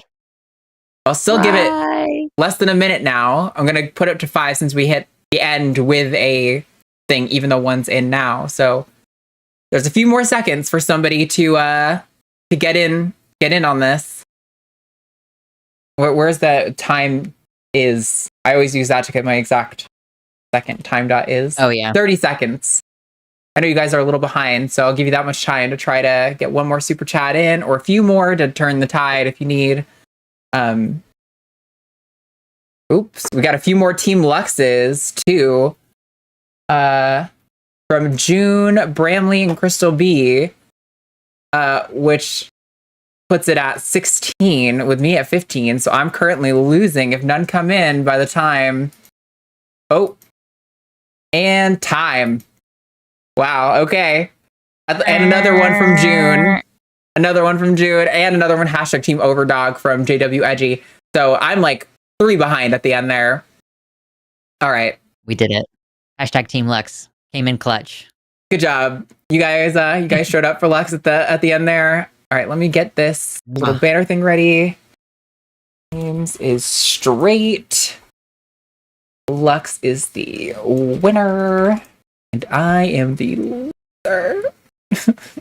All right. Cry, so sad. Cry, so sad. All right, we're going to be charging up the clock here for my 2 minutes. I think I have a good case. All right, you ready, guys? Here we go. So, James from Team Rocket has notoriously over the years been the subject of speculation as to whether or not he was queer. Initially, fans had a lot of resistance to this idea. However, there are lots of good pieces of evidence. Early on in season 1 of Pokemon, James says, this is why I didn't want to go, or this is why I wanted to go straight. But there's a good argument for that being related to crime, right? So, not in and of itself. Argument 2, James cross-dresses all the time. Like almost every other episode for a while, he is in a dress or he's got titties or something's going on, right? So, yeah, it's a good piece of evidence there. The other thing is, it was aired at a time that's homophobic. But then in the Pokemon episode, or the Pokemon movie 2000, there's a point where Jesse, his teammate, goes, "This is why you should never get involved with the opposite sex." And James says, "And that's why that's a mess I stay out of." Seems pretty conclusively that he's gay, right? Wrong. James is in fact an egg. James is transgender and James is straight, not because James is a cishet man, but because James is in fact a woman. And that is why James is in fact straight. Point, case done. 40 seconds. We can just vamp over how amazing and fabulous James is. We love her, using she, her pronouns now, because I've decided that James is in fact a woman and an egg, and that's why she is straight. I mean, some people feel like cross-dressing, doesn't necessarily mean like trans or gay or whatever. It can just be a thing you do, and I understand that. However, in this instance, it's very obvious that trans people often will engage in those sorts of things before they come out because it's a nice way to explore your gender. And so I think the real argument is that James has in fact been a woman this whole time, and maybe James, nope, James is straight girl, lady, time. Thank you, everybody. That's what I was going to do as well if I had lost this one, but the chat seems to think that that's cheating. You know what? You guys aren't in the hot seat. Listen, there's no rules here. We get 2 minutes to just kind of come up with a reason to defend some wild shit. So, yes. Watching James.gifs, she does seem very eggy. True. All right, everybody. Thank you guys so much. We don't have the schedule worked out. That is my job for the rest of tonight. For exactly who's going to be on next week. I know I'm going to be away later in the month a couple of times, so I might be back next week and then passing off for the other weeks. So we'll see. But thank you guys so much for being here. Lux, do you have anything you wanted to shout out before we roll outro? Watch me instead of Matt Dillahunty on Sunday. Word. That's all. Thanks, everyone. You can go to... I hate that sound has to increase before I can turn it down. Gotta fix that. Go to patreon.com/calltheline if you want to support us. You can get your name on this fancy list of all these awesome people. You get access to ad-free episodes of The Line Has a Podcast, and soon we will be coming back with our Q&A sessions where you get to talk to one of our hosts for like an hour. Yeah. Ooh. Do that. Hang out. Give us money. Love you guys. So we can